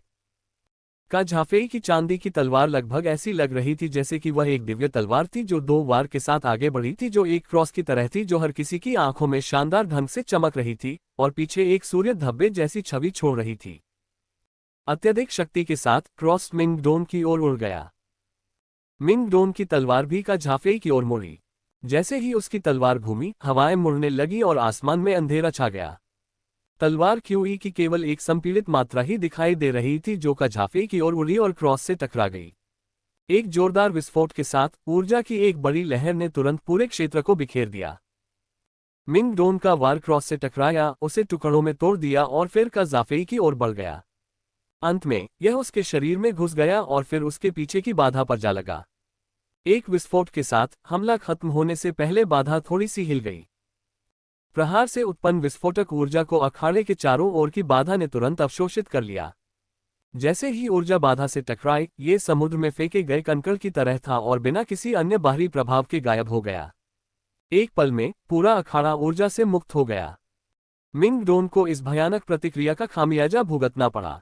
पहले की तुलना में अब उसके चेहरे पर पहले जैसा सहज भाव नहीं रहा और वह पूरी तरह से पीला पड़ गया। स्वर्ग स्तरीय युद्ध कौशल द्वारा उपयोग किया गया संत बल वास्तव में बहुत बड़ा था और उस एक चौंकाने वाले हमले के बाद उसका संत बल लगभग पूरी तरह से खत्म हो गया था। काजाफे सुस्त आंखों और चकित भाव के साथ उसके सामने खड़ा था। काचा। अचानक काजाफे के शरीर को ढंकने वाला अजीब सफेद कवच टूटकर एक बड़ी दरार में बदल गया, जो उसके माथे से लेकर उसके पैरों के बीच तक दिखाई देने लगी और खून की चमकीली लाल धार बाहर निकलती हुई दिखाई देने लगी। इस समय चांदी का कवच एक बेहद आकर्षक दृश्य था। अगले ही पल एक बहुत ही आश्चर्यजनक घटना घटी जब काजाफे का शरीर अचानक दो टुकड़ों में विभाजित होकर जमीन पर गिर गया। उसके अंदरूनी अंग बहुत पहले ही कटकर चूर्ण चूर्ण हो चुके थे क्योंकि हर जगह खून बह रहा था। दो स्वर्गीय स्तरीय युद्ध कौशलों के बीच टकराव के बाद मिंग डोन बिना किसी खरोंच के बाहर आ गया, जबकि काजाफे दो भागों में विभाजित हो गया। ये दृश्य देखकर वहां मौजूद सभी लोगों की सांसें थम सी गईं, यहां तक कि विभिन्न स्वर्ग संत गुरु भी अवाक रह गए। इस समय फाइनल देखने वाले लाखों लोग थे, लेकिन पूरा स्थान खामोश था। वहां इतना सन्नाटा था कि हर किसी की धड़कनें तेज गति से धड़कती हुई सुनी जा सकती थी। जब दो स्वर्ग स्तरीय युद्ध कौशल आपस में भिड़े तो सभी ने इसके दुष्परिणामों की कल्पना की थी। अधिकांश लोगों ने अनुमान लगाया था कि दोनों पक्ष भारी रूप से घायल होकर बाहर आएंगे और बराबरी पर समाप्त होंगे। उन्होंने कल्पना भी नहीं की थी कि असंभव हो जाएगा, और यह कि दोनों ने अपने युद्ध कौशल आरंभ करने के बाद एक व्यक्ति दो भागों में विभाजित होकर एक दयनीय मौत मर जाएगा जबकि दूसरा सुरक्षित रहेगा। एक अकेला बुजुर्ग अपने रेशमी वस्त्रों के साथ कहीं से नीचे उतर आया। हवा में खड़े होकर ऐसा लग रहा था जैसे वह पृथ्वी संत गुरुओं और स्वर्ग संत गुरुओं के साथ अपने से नीचे का व्यवहार कर रहा था, फिर भी वह बिल्कुल भी असभ्य नहीं था। उसके नीचे के स्वर्ग संत गुरुओं में से किसी को भी इस व्यक्ति के प्रति कोई शिकायत या असंतोष नहीं था। हर एक स्वर्ग संत गुरु के मन में उसके लिए केवल सम्मान और थोड़ी सी तड़प थी। बुजुर्ग ने नीचे अखाड़े को घूरते हुए कहा, छठी चक्र पृथ्वी संत मास्टर बनाम पांचवी चक्र पृथ्वी संत मास्टर। एक उन्नत स्वर्ग स्तरीय युद्ध कौशल बनाम एक प्राथमिक स्वर्ग स्तरीय युद्ध कौशल। इस प्रकार का परिणाम बिल्कुल भी अप्रत्याशित नहीं था। जबकि बुजुर्ग ने बहुत ऊंची आवाज में बात नहीं की, फिर भी उनकी आवाज पूरे अखाड़े में तेज और स्पष्ट सुनी जा सकती थी। तुरंत ही पूरी भीड़ में कोलाहल मच गया और वे मिंग डोन को ईर्ष्या, प्रशंसा और जलन के मिश्रित भाव से देखने लगे। एक advance tier heaven tier battle skill उसके पास उनमें से एक था। मैं 20 साल से अधिक समय से हेवन सेंट मास्टर रहा हूं, लेकिन मेरा सबसे मजबूत युद्ध कौशल केवल एक एडवांस्ड अर्थ टियर बैटल स्किल है। वह इस उम्र में पहले से ही छठे चक्र का पृथ्वी संत मास्टर है। हे भगवान, यह असंभव है। क्या मैंने सही सुना? वह 30 साल का भी नहीं है। वह छठे चक्र का पृथ्वी संत मास्टर कैसे हो सकता है? और एक स्वर्ग स्तरीय युद्ध कौशल। हे भगवान, ये तो बहुत ही चौंकाने वाला है। भाड़े के सैनिकों का ये जमावड़ा बहुत ज्यादा है। कुछ ही देर में पूरे मैदान में तरह तरह की टिप्पणियां सुनाई देने लगीं, क्योंकि हर कोई मिंग डोन को बधाई दे रहा था, शिकायत कर रहा था या उसके बारे में अपने विचार व्यक्त कर रहा था। तैरते हुए बुजुर्ग ने मिंग डोन को ईर्ष्या भरी मुस्कान के साथ देखा और फिर खुद से ही बात करते हुए कहा, कौन जानता था कि महान बुजुर्ग ने तुम्हें वह तकनीक दी होगी जिससे वह तुम्हें अच्छी तरह से जाना जाता है। एक युवा के लिए तानाशाह की तलवार पर इतना नियंत्रण होना।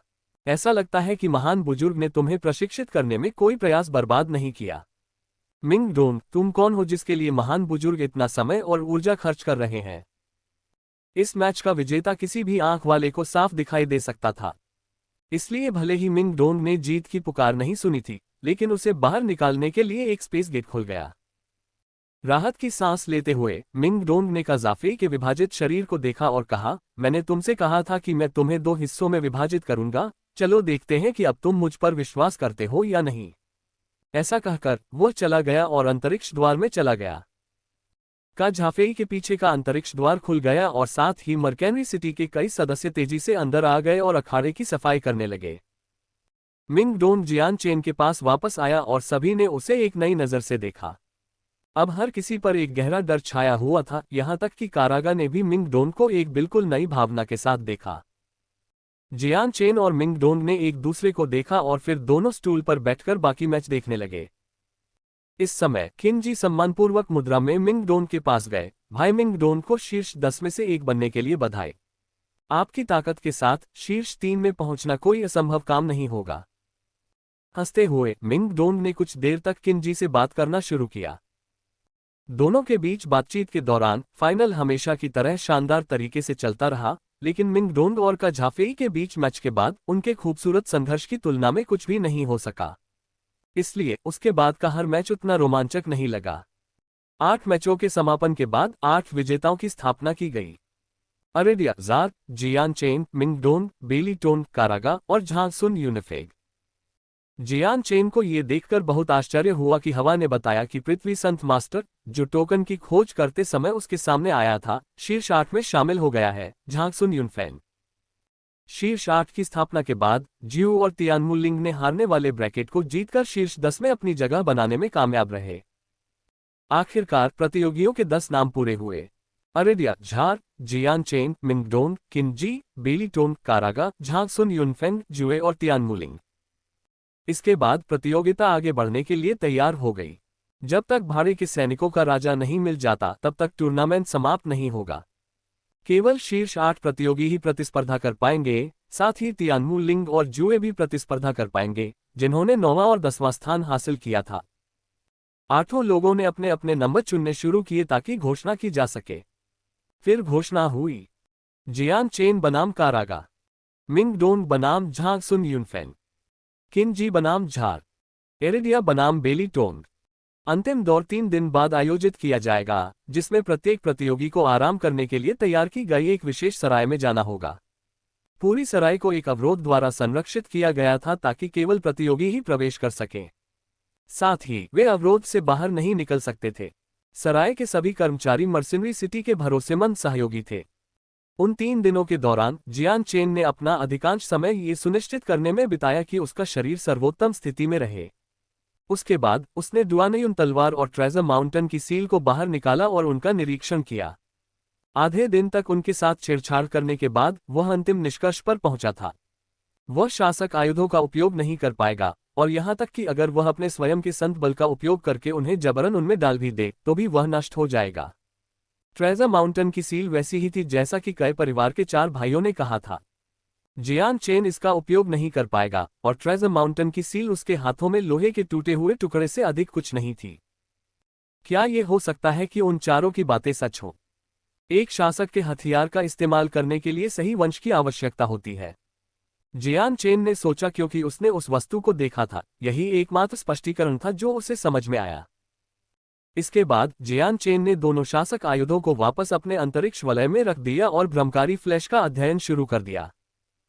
पिछले कुछ दिनों में कई परिवार के 4 भाइयों ने श्री जियानरान की जियान चेन के हाथों मौत और शासक आयुध के कब्जे की खबर शे परिवार को पहले ही दे दी थी। जिस क्षण शे परिवार ने ये खबर सुनी, परिवार का मुखिया राहत से परे सदमे में आ गया और दूसरे पल में और भी क्रोधित हो गया। भले ही श्री जियानरान तीसरा बेटा था, लेकिन उसकी साधना प्रतिभा बाकी सभी से कहीं आगे थी। वह एक उत्कृष्ट व्यक्ति था जो सहस्राब्दियों में एक बार दिखाई देता था। समाचार प्राप्त होने के 4 घंटे बाद 2 स्वर्गीय संत मास्टरों को मर्सिनरी सिटी भेजा गया। अध्याय 336 2 चालें। 3 दिन एक झटके में बीत गए। हर प्रतियोगी ने फाइनल के लिए अपने शरीर को पूरी तरह तैयार कर लिया था। बैरियर के बाहर इस बात पर बहुत चर्चा हो रही थी कि विजेता कौन होगा, जिससे लोगों ने दांव लगाना शुरू कर दिया। हर एक जुआरी बड़ी जीत हासिल करना चाहता था, इसलिए कुल राशि 10 मिलियन बैंगनी सिक्कों से कहीं ज्यादा थी। हालांकि ज्यादातर दांव मिंगडोन के विजेता होने पर थे, जबकि बाकी सभी के पास 10वां हिस्सा वोट था। दोपहर तक मर्सिनरी सिटी पूरी तरह से भर चुका था। आज यहां आने वाले लोगों की संख्या पिछले दिनों की तुलना में काफी ज्यादा थी, जिसके कारण प्लाजा की ओर जाने वाली सभी सड़कें पूरी तरह से भीड़भाड़ वाली हो गई थीं।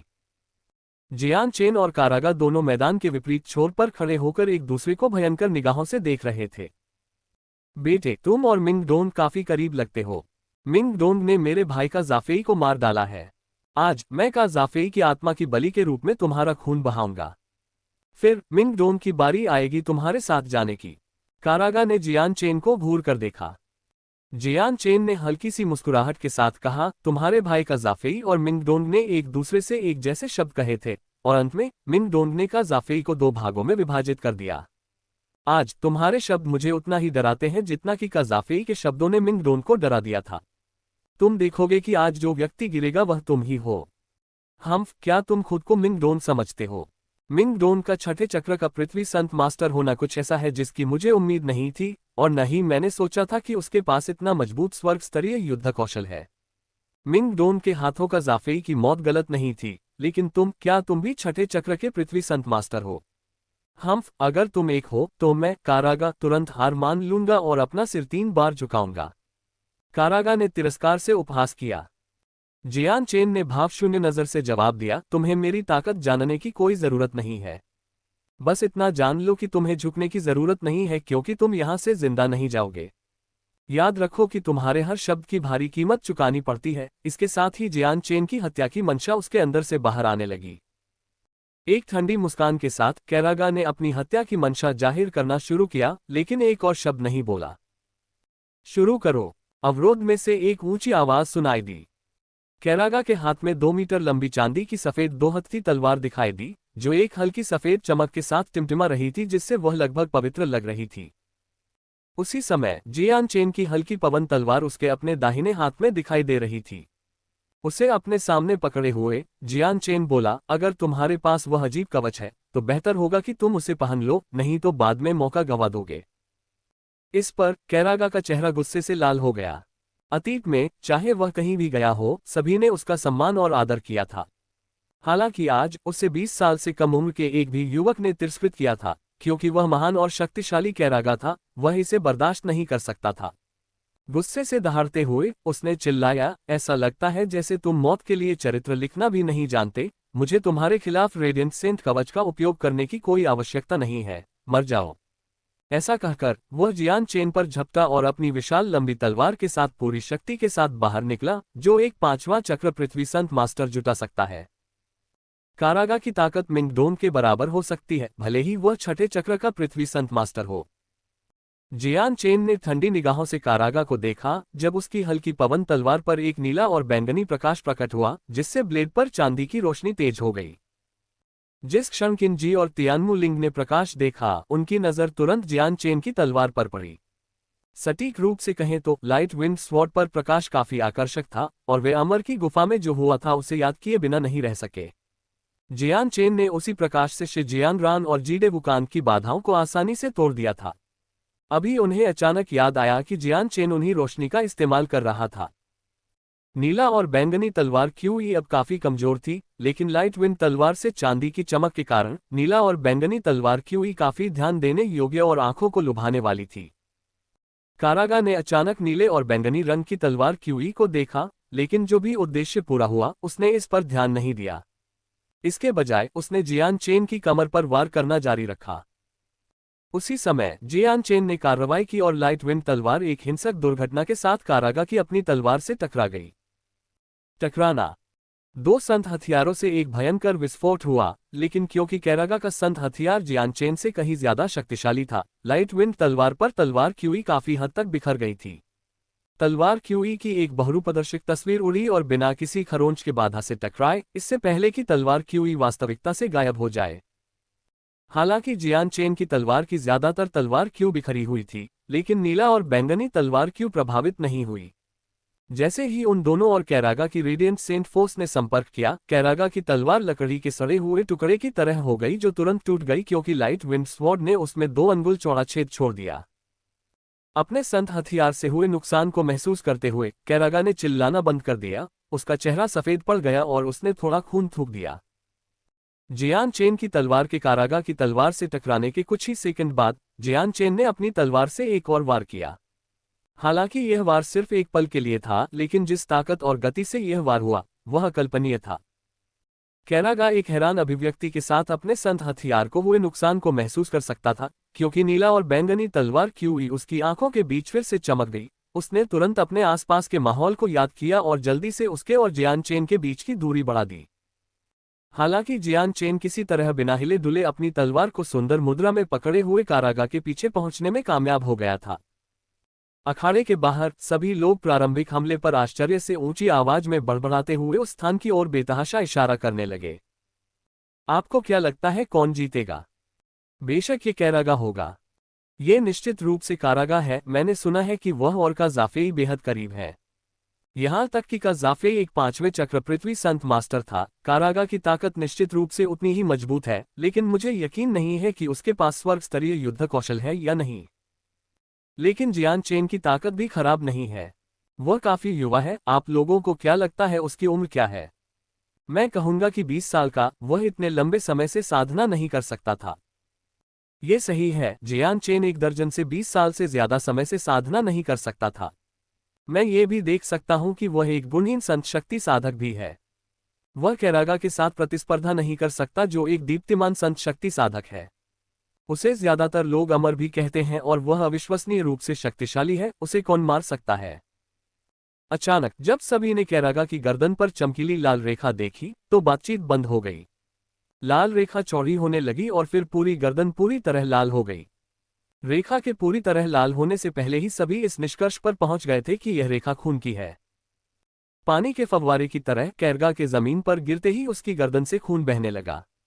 उसकी गर्दन के नीचे पहले से ही खून का एक तालाब बन चुका था। फिर उसका सिर शरीर से अलग हो गया, जिससे उसकी गर्दन से खून की एक सतत धारा बहने लगी, जिससे पूरा मैदान खून से भर गया। मैदान के बाहर सभी लोग स्तब्ध होकर मैदान के दृश्य को बड़ी बड़ी आंखों और आश्चर्य से देख रहे थे। कैरागा जैसे रेडिएंट सेंट फोर्स वाले किसी मजबूत खिलाड़ी के लिए मैच शुरू होते ही युवा दिखने वाले जियान चेन द्वारा उसका सिर काट दिया जाना अप्रत्याशित था।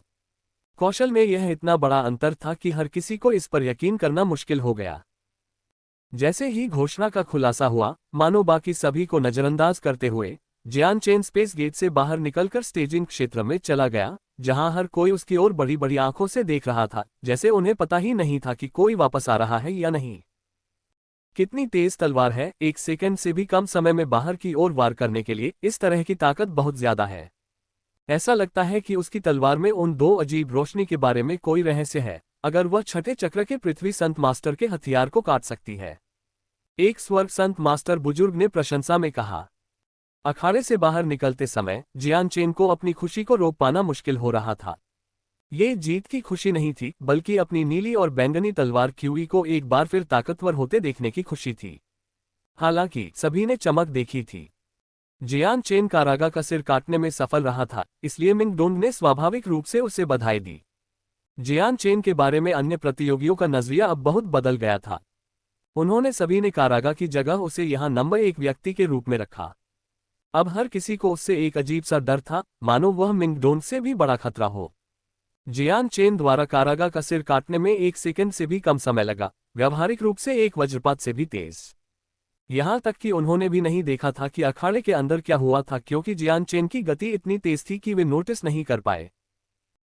अध्याय 337 अंतिम परिणाम। अगली लड़ाई मिंग डोंग और झांग सुन यूनफेंग के बीच थी।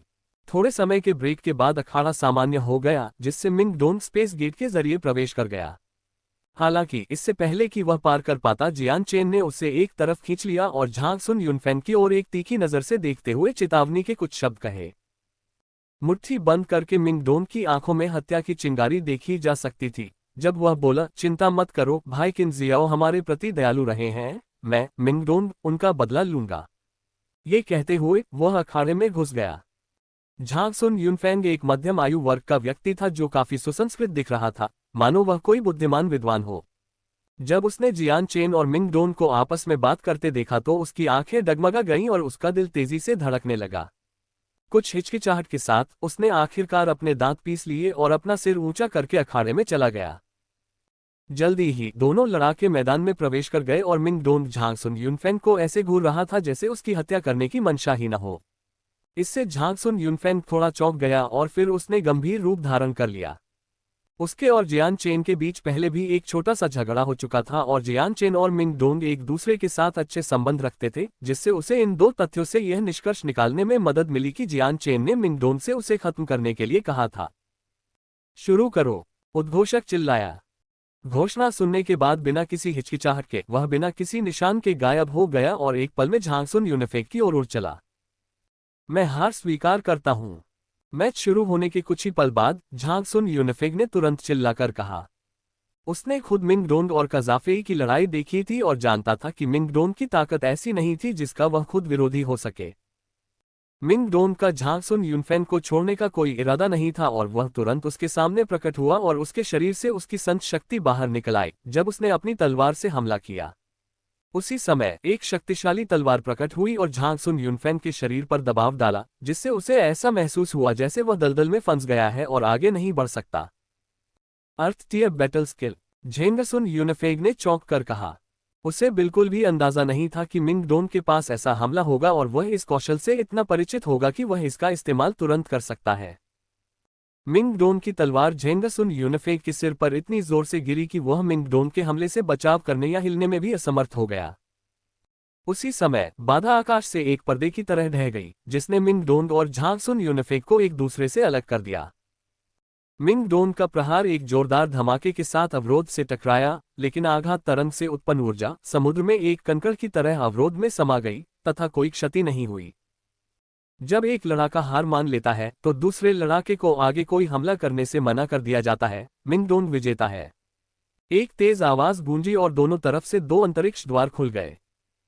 झांग सुन यूनफेंग को घूरते हुए मिंग डोंग ने एक असहाय आह भरी और फिर उदास होकर अपने अंतरिक्ष द्वार की ओर वापस चला गया।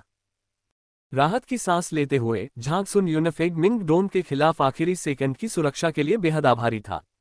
अगर ऐसा नहीं होता तो वह मिंग डोंग के हमले में मारा जाता और खुद को अखाड़े से बाहर निकलते हुए देखने के लिए जिंदा नहीं बचता। झांग सुन यूनफेंग ने मिंग डोंग की पीछे हट्टी पीठ को डर के मारे घूरा और फिर उदास होकर अपने स्पेस गेट की ओर चल पड़ा। उसने 40 साल साधना में बिताए थे ताकि वह इतनी मजबूत शक्ति प्राप्त कर सके, लेकिन उसने कभी नहीं सोचा था कि 30 साल से कम उम्र का कोई युवक उसे इतनी दयनीय स्थिति में डाल सकता है। अगला मैच किनजी और जहर के बीच था। हालांकि किनजी के पास रूलर आर्मामेंट था, लेकिन वह इस मैच में इसका इस्तेमाल नहीं कर सका क्योंकि उस पर लगाई गई बाधा प्रतिबंधित थी। यह मैच बहुत छोटा था क्योंकि किनजी अपने रेडिएंट सेंट आर्मर से जहर को चोट पहुंचाने में असमर्थ थे, जिससे जहर विजेता बन गया। अंतिम राउंड एरिडिया और बेली टोन के बीच था। दोनों ही अच्छी तरह से बने हुए पुरुष थे। बेली टोन में 5वें चक्र के पृथ्वी संत मास्टर की ताकत थी। लड़ाई 1 घंटे तक चली। आखिरकार बेली टोन ने जीत के लिए अदरिया पर हमला करने में कामयाबी हासिल की। इस प्रकार 4 सबसे मजबूत स्थापित हो गए थे, जियान चेन, मिंग डोंग, झार और बेली टोन। एक दिन के आराम के बाद फाइनल तुरंत शुरू हो गया। मैच तय होने के साथ ही नामों की सूची जारी कर दी गई थी। मिंग डोंग और जियान चेन दोनों को इस बात से निराशा हुई कि आखिरकार उन्हें एक दूसरे के खिलाफ खड़ा कर दिया गया था। जहर को बेली टोन के खिलाफ खड़ा किया गया था, जिसके पास रूलर आर्मामेंट भी था। अखाड़े में जियान चेन और मिंग डोंग दोनों एक दूसरे को असहाय भाव से देख रहे थे। किस्मत ने उनके साथ खिलवाड़ किया था और स्वर्ग ने उनके साथ एक आखिरी मजाक किया था। ये दिन अंतिम 2 सबसे मजबूत लोगों के स्थापित होने के साथ समाप्त होगा। यदि जियान चेन और मिंग डोंग एक दूसरे के खिलाफ नहीं खड़े होते तो उनके लिए पहले और दूसरे स्थान पर आने का अच्छा मौका होता। स्वर्ग की इच्छा के कारण 2 लोगों में से एक को हटा दिया जाएगा। शुरू करो, उद्घोषक ने आवाज लगाई, लेकिन एक भी व्यक्ति आगे नहीं बढ़ा। मिंग डोंग, तुम काफी मजबूत हो, इसलिए मुझे भरोसा है कि तुम नंबर 1 बन पाओगे, मुझे निराश मत करो। जियान चेन बोला। वह यहां हार स्वीकार करने का हर इरादा रखता था। वह अपने दिल में जानता था कि अगर वह अपनी नीली और बैंगनी तलवार क्यूई का इस्तेमाल नहीं करता तो वह मिंग डोंग के लिए बिल्कुल भी प्रतिद्वंद्वी नहीं होगा। आखिरकार मिंग डोंग एक पवन गुणित 6ठे चक्र पृथ्वी संत मास्टर था और उसे भ्रमकारी फ्लैश की बेहतर समझ थी। मिंग डोंग की तुलना में जियान चेन के पास जीतने का कोई मौका नहीं था। मैं हार मानता हूं। जैसे ही जियान चेन ने हार स्वीकार करने के लिए अपना मुंह खोला, मिंग डोंग ने उससे पहले ही हार स्वीकार कर ली। जियान चेन के चेहरे पर आश्चर्यचकित भाव देखकर मिंग डोंग हंसा। जियान चेन, तुम्हारी ताकत मुझसे कम नहीं है, मुझे विश्वास है कि तुम प्रथम स्थान हासिल कर सकते हो, इसलिए मुझे निराश करने की हिम्मत मत करना।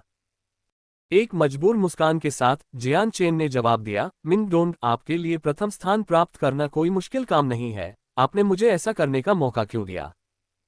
क्योंकि तुम्हें इसकी ज्यादा जरूरत है। जियान चेन, चाचा तियान ने मुझे बताया कि जो भी भाड़े के सैनिकों की सभा में प्रथम स्थान पर होगा, वह भाड़े के सैनिकों के शहर के पवित्र मैदान में आधे साल तक साधना कर सकेगा। जियान चेन, तुम जानते हो कि मैं पहले से ही 6ठे चक्र के पृथ्वी संत गुरु के शिखर पर हूं। किसी भी समय मैं स्वर्ग संत गुरु बनने के लिए सफलता प्राप्त कर सकता हूं, इसलिए पवित्र मैदान मेरे किसी काम का नहीं है। दूसरी ओर तुम एक अलग स्थिति में हो, मिंग डोंग ने गंभीरता से कहा। अब और खुलकर मुस्कुराते हुए जियान चेन ने कहा, तो ठीक है मिंग डोंग, चूंकि तुमने मुझे मौका दिया है, इसलिए अब मैं तुम्हें निराश नहीं करूंगा। आपकी जीत पर बधाई। मिंग डोंग हंसा। मिंग डोंग को यह नहीं पता था कि जब उसने मैच हार दिया था तो अनगिनत लोग गुस्से में चिल्लाए और कोसने लगे थे। ऐसा इसलिए था क्योंकि सभी ने मिंग डोंग पर दांव लगाया था कि वह प्रतियोगिता में नंबर 1 व्यक्ति होगा। जब उन्होंने मिंग डोंग पर अपना सारा दांव लगा दिया और अब उसे हारते हुए देखा, तो उन्होंने जो पैसा खर्च किया था वह सब बर्बाद हो गया। जियान चेन और मिंग डोंग के बीच अंतिम निष्कर्ष किसी की भी उम्मीद से कहीं ज्यादा था। केवल वे लोग जो दोनों को थोड़ा बहुत जानते थे, उनके चेहरे पर आत्मसंतुष्टि की झलक थी। वे जानते थे कि मिंग डोंग और जियान चेन कुछ समय से एक दूसरे के साथ थे, और जबकि वे जानते थे कि मिंग डोंग बेहद ताकतवर है, उसने हमेशा जियान चेन को नेता के रूप में माना था, मानो वह बॉस हो। मर्सेनरी सिटी के लाखों लोग आपस में बात करने लगे क्योंकि मिंग डोंग पर दांव लगाने वाले सभी लोग बेहद असंतुष्ट महसूस कर रहे थे। ये तब तक ही था जब तक एक स्वर्ग संत मास्टर ने टिप्पणी नहीं की कि जियान चेन खुद बिल्कुल भी कमजोर नहीं था और उसने एक पल में कारागा का सिर काटकर यह साबित कर दिया था। उसके बाद मिंग डोंग की हार पर असंतोष व्यक्त करने वाले सभी लोग शांत हो गए। जिन लोगों ने मिंग डोंग पर बड़ी रकम लगाई थी, वे केवल अपना सिर झुका सकते थे और अपनी उदासी में डूब सकते थे। चाहे कितनी भी तेज आवाज क्यों न हो, बैरियर की ध्वनिरोधी विशेषता के कारण अखाड़े के अंदर मौजूद एक भी व्यक्ति इसे नहीं सुन सकता था, इसलिए मिंग डोंग और जियान चेन ने एक भी शब्द नहीं सुना था। इसके बाद जहर और बेली टोंग ने अखाड़े में कदम रखा। जहर पहले ही 6ठे चक्र के पृथ्वी संत मास्टर स्तर पर पहुंच चुका था और उसके पास मजबूत युद्ध कौशल का एक छोटा सा भंडार था। बेली टोंग केवल 4थे चक्र के पृथ्वी संत मास्टर की ताकत पर था, लेकिन उसके पास एक शासक आयुध था, फिर भी यह जहर के रेडिएंट सेंट कवच के खिलाफ बहुत प्रभावी नहीं होगा। जहर अपने रेडियंट सेंट फोर्स के साथ खुद को ठीक करने में सक्षम होने के साथ लड़ाई में ज्यादा समय नहीं लगा और रेडियंट योद्धा जहर विजेता बन गया। प्रतियोगिता का अंतिम दौर और सबसे महत्वपूर्ण दौर अगले दिन होगा। चूंकि यह अंतिम लड़ाई थी, इसलिए ये भाड़े के सैनिकों की सभा का सबसे मजबूत व्यक्ति पैदा करेगा और उसे भाड़े के सैनिकों का राजा कहलाने का सम्मान दिया जाएगा। अगले दिन आराम के दौरान जियान चेन ने ब्रेक की अनदेखी की और अपने सारे प्रयास इल्यूजनरी फ्लैश को समझने में लगा दिए।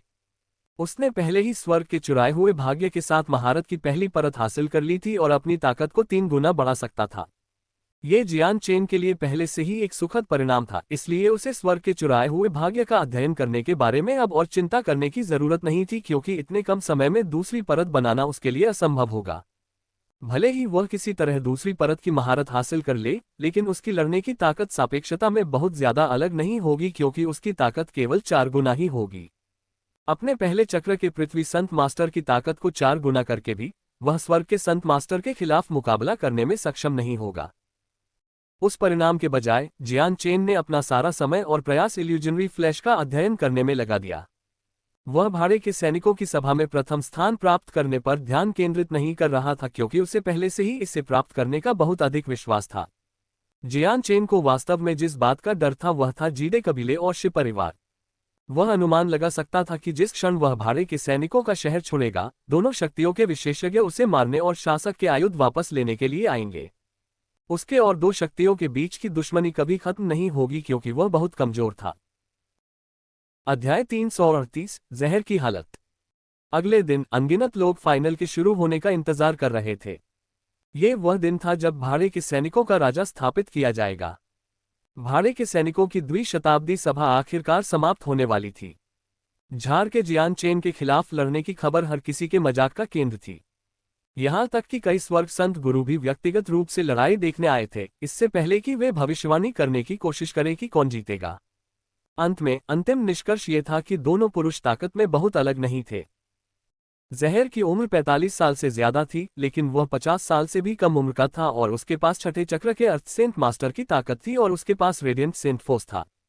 इस वजह से उसे कई लोगों ने अमर कहा, क्योंकि वह किसी भी चोट को ठीक कर सकता था। उसके पास बहुत से प्राकृतिक लाभ थे और वह पहले के 2 अन्य रेडियंट योद्धाओं जितना ही जटिल था। न तो दर्शकों और न ही लड़ाकों को उसके युद्ध कौशल के बारे में पता था, सिवाय उसके असाधारण रूप से मजबूत कवच के। हालांकि कई लोगों ने अनुमान लगाया कि उसके पास कम से कम एक स्वर्ग स्तरीय युद्ध कौशल था। जियान चेन की उम्र संभवतः 20 वर्ष से अधिक और 25 वर्ष से कम थी और उसके पास प्रथम या द्वितीय चक्र पृथ्वी संत मास्टर की शक्ति थी। उसके पास कोई ज्ञात संत शक्ति नहीं थी, लेकिन उसके वार अविश्वसनीय रूप से घातक थे। उसकी तलवार अविश्वसनीय रूप से तेज थी और छठे चक्र पृथ्वी संत मास्टर के लिए चकमा देना मुश्किल बना सकती थी। इसके अलावा वह इस अलौकिक आंदोलन के दुष्प्रभावों को महसूस किए बिना लंबे समय तक उस गति को बनाए रख सकता था। और किसी प्रकार की मार्शल आर्ट के कारण उसकी हरकतें अविश्वसनीय रूप से तेज थीं। उसके पास कोई ज्ञात युद्ध कौशल नहीं था, लेकिन उसके पास एक ऐसा गुप्त रहस्य था जो छठे चक्र पृथ्वी संत मास्टर के संत हथियार को चकनाचूर कर सकता था। जब वह प्रकाश की नीली और बैंगनी चमक का उपयोग करता है, तो उसकी लड़ने की शक्ति अचानक कई गुना बढ़ जाती है और कई लोगों ने अनुमान लगाया कि यह निश्चित रूप से एक स्वर्ग स्तरीय युद्ध कौशल था। जब दोनों की ताकत के बारे में जानकारी सामने आई, तो सभी ने तुरंत ध्यान दिया और उसी दिन लोगों ने फिर से जुआ खेलना शुरू कर दिया। चूंकि यह अंतिम दौर था, इसलिए हर एक जुआरी ने मैच पर बहुत अधिक दांव लगाया था। कई अमीर लोगों ने दोनों पर सैकड़ों हजार बैंगनी सिक्के दांव पर लगाए थे, जिससे पूरे दांव की कुल राशि 100 मिलियन बैंगनी सिक्कों से ज्यादा हो गई। दोनों लड़ाकों की ताकत के बारे में अस्पष्टता के कारण कुछ लोग जियान चेन को अनुकूल रूप से देखते थे और कुछ लोग जहर को लगभग बराबर परिणाम के लिए अनुकूल रूप से देखते थे। आधे लोगों ने जियान चेन पर दांव लगाया था, जबकि दूसरे आधे ने जहर पर दांव लगाया था। हे कितना जीवंत! मैं भाई जियान चेन पर 100,000 बैंगनी सिक्के दांव पर लगाना चाहूंगा ताकि सब कुछ जीत सकूं। तियानमु लिंग ने उसे सौंपने के लिए उचित राशि निकाली।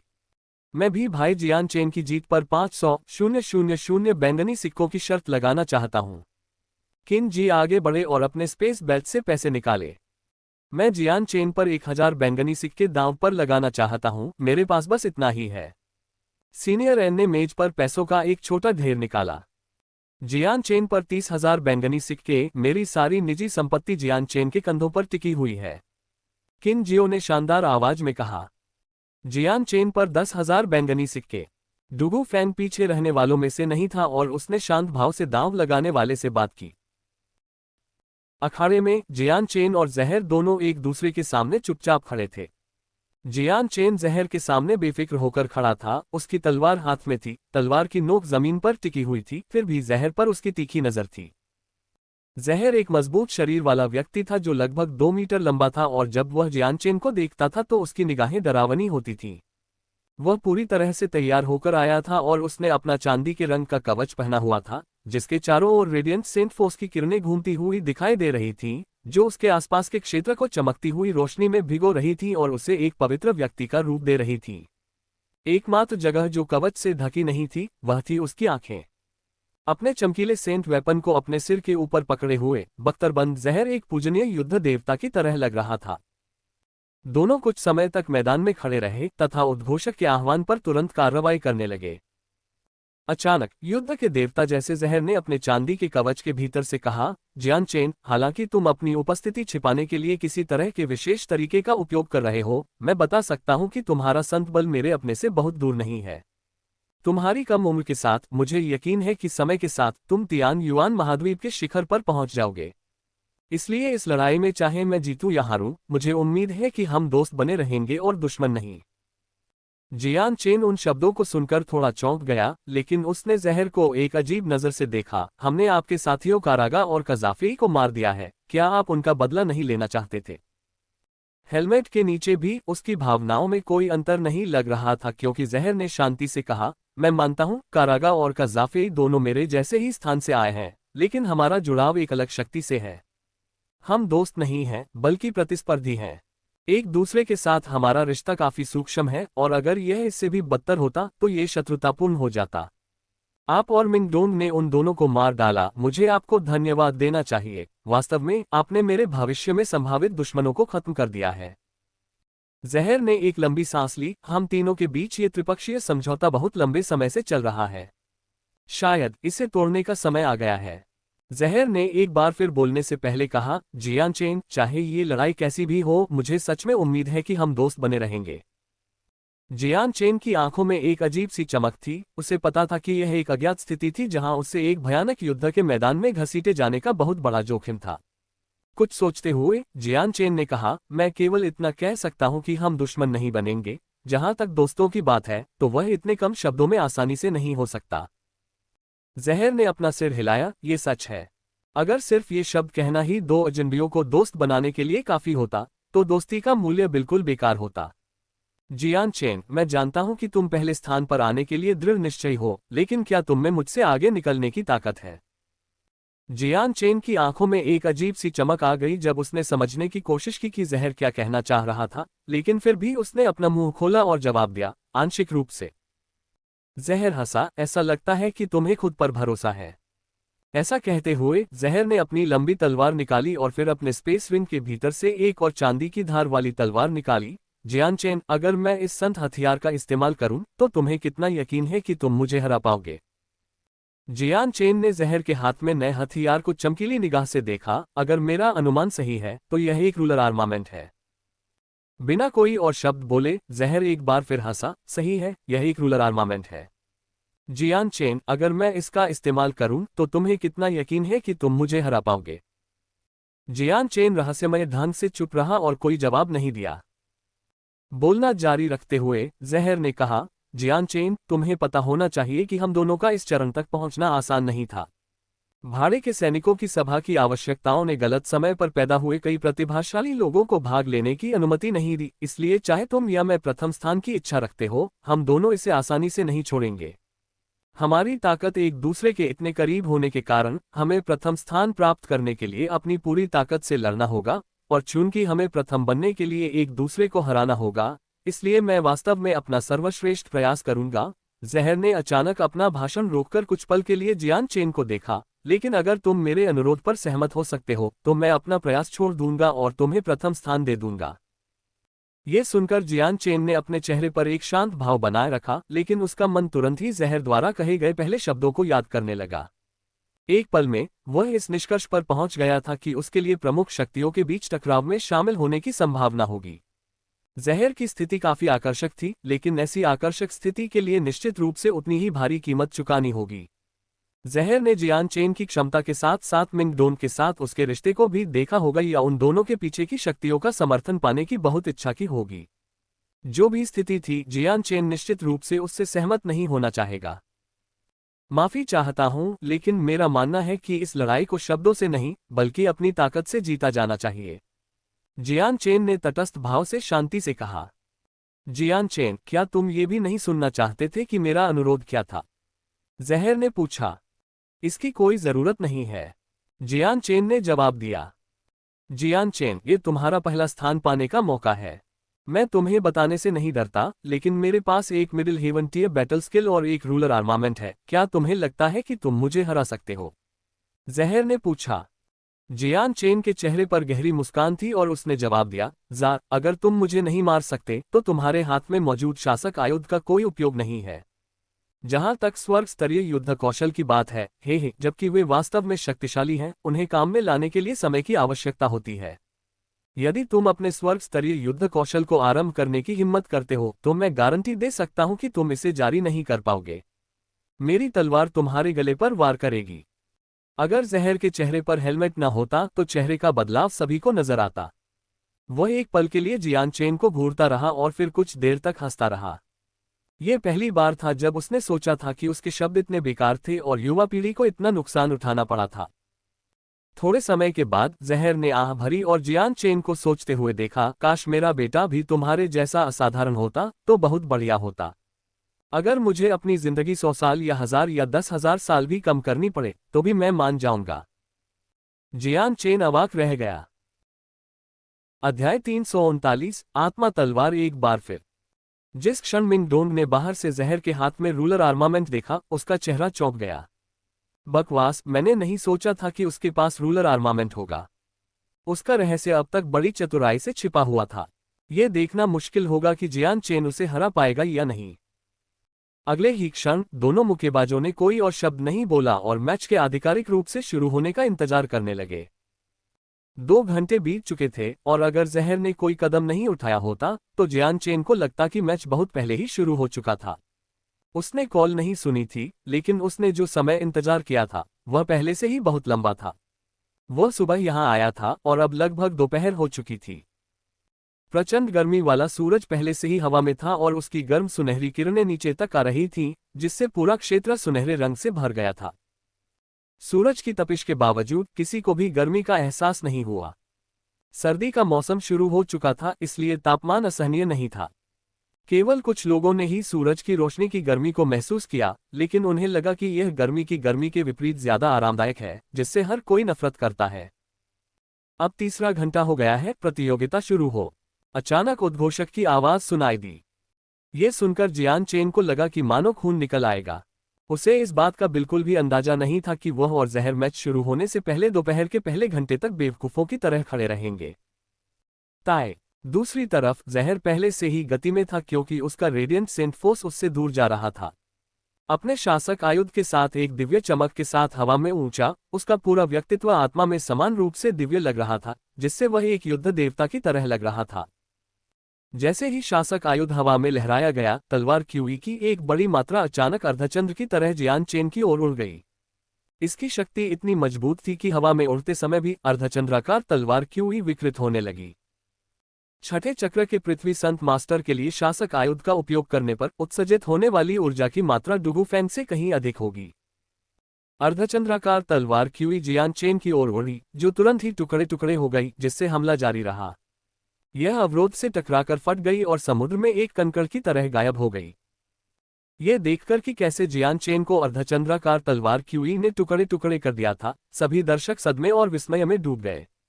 हालांकि सभी की चीखें रुक गईं क्योंकि उन्हें एहसास हुआ कि यह जियान चेन की केवल एक प्रतिरूप थी जिसे मारा गया था। असली तलवार अचानक जहर के पीछे दिखाई दी। उसकी हल्की पवन तलवार एक हल्के नीले और बैंगनी तलवार क्यूई के साथ चमक रही थी और फिर उसने उसकी पीठ पर वार किया। जहर ने पीछे मुड़ने की भी जहमत नहीं उठाए और तुरंत अपने रूलर आर्मामेंट को अपने पीछे घुमा लिया। रूलर आर्मामेंट से ऊर्जा बाहर की ओर एक कंपन के साथ फूट पड़ी, मानो उसके आसपास का क्षेत्र ऊर्जा उत्पादन को संभाल नहीं पा रहा था। इस प्रहार से गंभीर होते हुए जियान चेन को महसूस हुआ कि जहर के पास रूलर आर्मामेंट का उपयोग करते समय जितनी शक्ति थी वह किनजी और डुगुफैन की शक्ति से कहीं ज्यादा थी। जियान चेन रूलर आर्मामेंट की शक्ति का एक अंश भी नहीं संभाल पाएगा, इसकी पूरी ताकत की तो बात ही छोड़िए।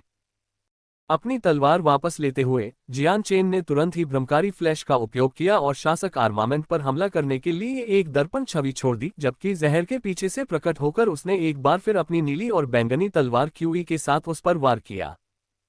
जियान चेन के वार से बचने के लिए बिना हिले डुले जहर ने अपना रूलर आर्मामेंट लहराया ताकि उसका रूलर आर्मामेंट जियान चेन पर वार कर सके। जियान चेन को जहर के शासक आयुध से डर लगता था। वह जानता था कि नीला और बैंगनी तलवार क्यूई कितना शक्तिशाली था, लेकिन शासक आयुध जहर का पवित्र हथियार नहीं था। भले ही वह शासक आयुध को चकनाचूर करने में सक्षम था, लेकिन यह जहर की लड़ने की क्षमता को बहुत कम नहीं करेगा। अपनी सुरक्षा के लिए उसे एक बार फिर अपना वार वापस लेना पड़ा और शासक आयुध को चकमा देना पड़ा। दोनों व्यक्ति एक दूसरे पर लगातार घमासान करते रहे, लेकिन वे एक दूसरे को चकमा देने के कारण एक दूसरे पर वार नहीं कर पाए, जिससे लड़ाई लगभग खामोश लग रही थी। जहर को पता था कि जियान चेन की गति बहुत ज्यादा थी, इसलिए उसने जियान चेन के हमलों से बचने की कोशिश नहीं की और इसके बजाय सिर से सिर टकराने की कोशिश की। उसके शासक आयुध को एक विस्तृत क्षेत्र में लहराया गया ताकि जियान चेन को टकराव से बचने के लिए आखिरी क्षण में अपनी तलवार वापस खींचने के लिए मजबूर होना पड़े। जियान चेन पहले से ही अपनी क्षमता के अनुसार इल्यूजनरी फ्लैश का उपयोग कर रहा था और जहर के चारों ओर तेजी से चक्कर लगा रहा था। कुछ ही पलों में दोनों लोगों ने कई बार हमला किया और कोई भी व्यक्ति दूसरे को कुछ नहीं कर पाया। जहर के शासक आयुध से निकलने वाली शक्ति की जबरदस्त मात्रा ने जियान चेन के दिल में डर पैदा कर दिया। वह ये भी जानता था कि वह जहर के साथ पारस्परिक रूप से सुनिश्चित विनाश का जोखिम नहीं उठा सकता था, क्योंकि उसे यकीन नहीं था कि शासक आयुध उसे आधे में काट पाएगा। शासक आयुध से निकलने वाली शक्ति की मात्रा के साथ वह इसका परीक्षण नहीं करना चाहता था। अचानक जियान चेन की आंखों में एक चमक दिखाई दी जब वह पीछे की ओर भागा और हर जगह नीले और बैंगनी रंग की तलवार क्यूई से भरी लाइट विंड स्वॉर्ड से जहर पर वार किया। जहर ने जो कवच पहना था वह इतना मजबूत था कि मिंग डोंग भी सामान्य रूप से उसके सामने असहाय होता। जियान चेन के नियमित हमले उसे नुकसान पहुंचाने के लिए पर्याप्त नहीं थे, इसलिए उसे नीले और बैंगनी रंग की तलवार क्यूई की शक्ति उधार लेने की जरूरत थी।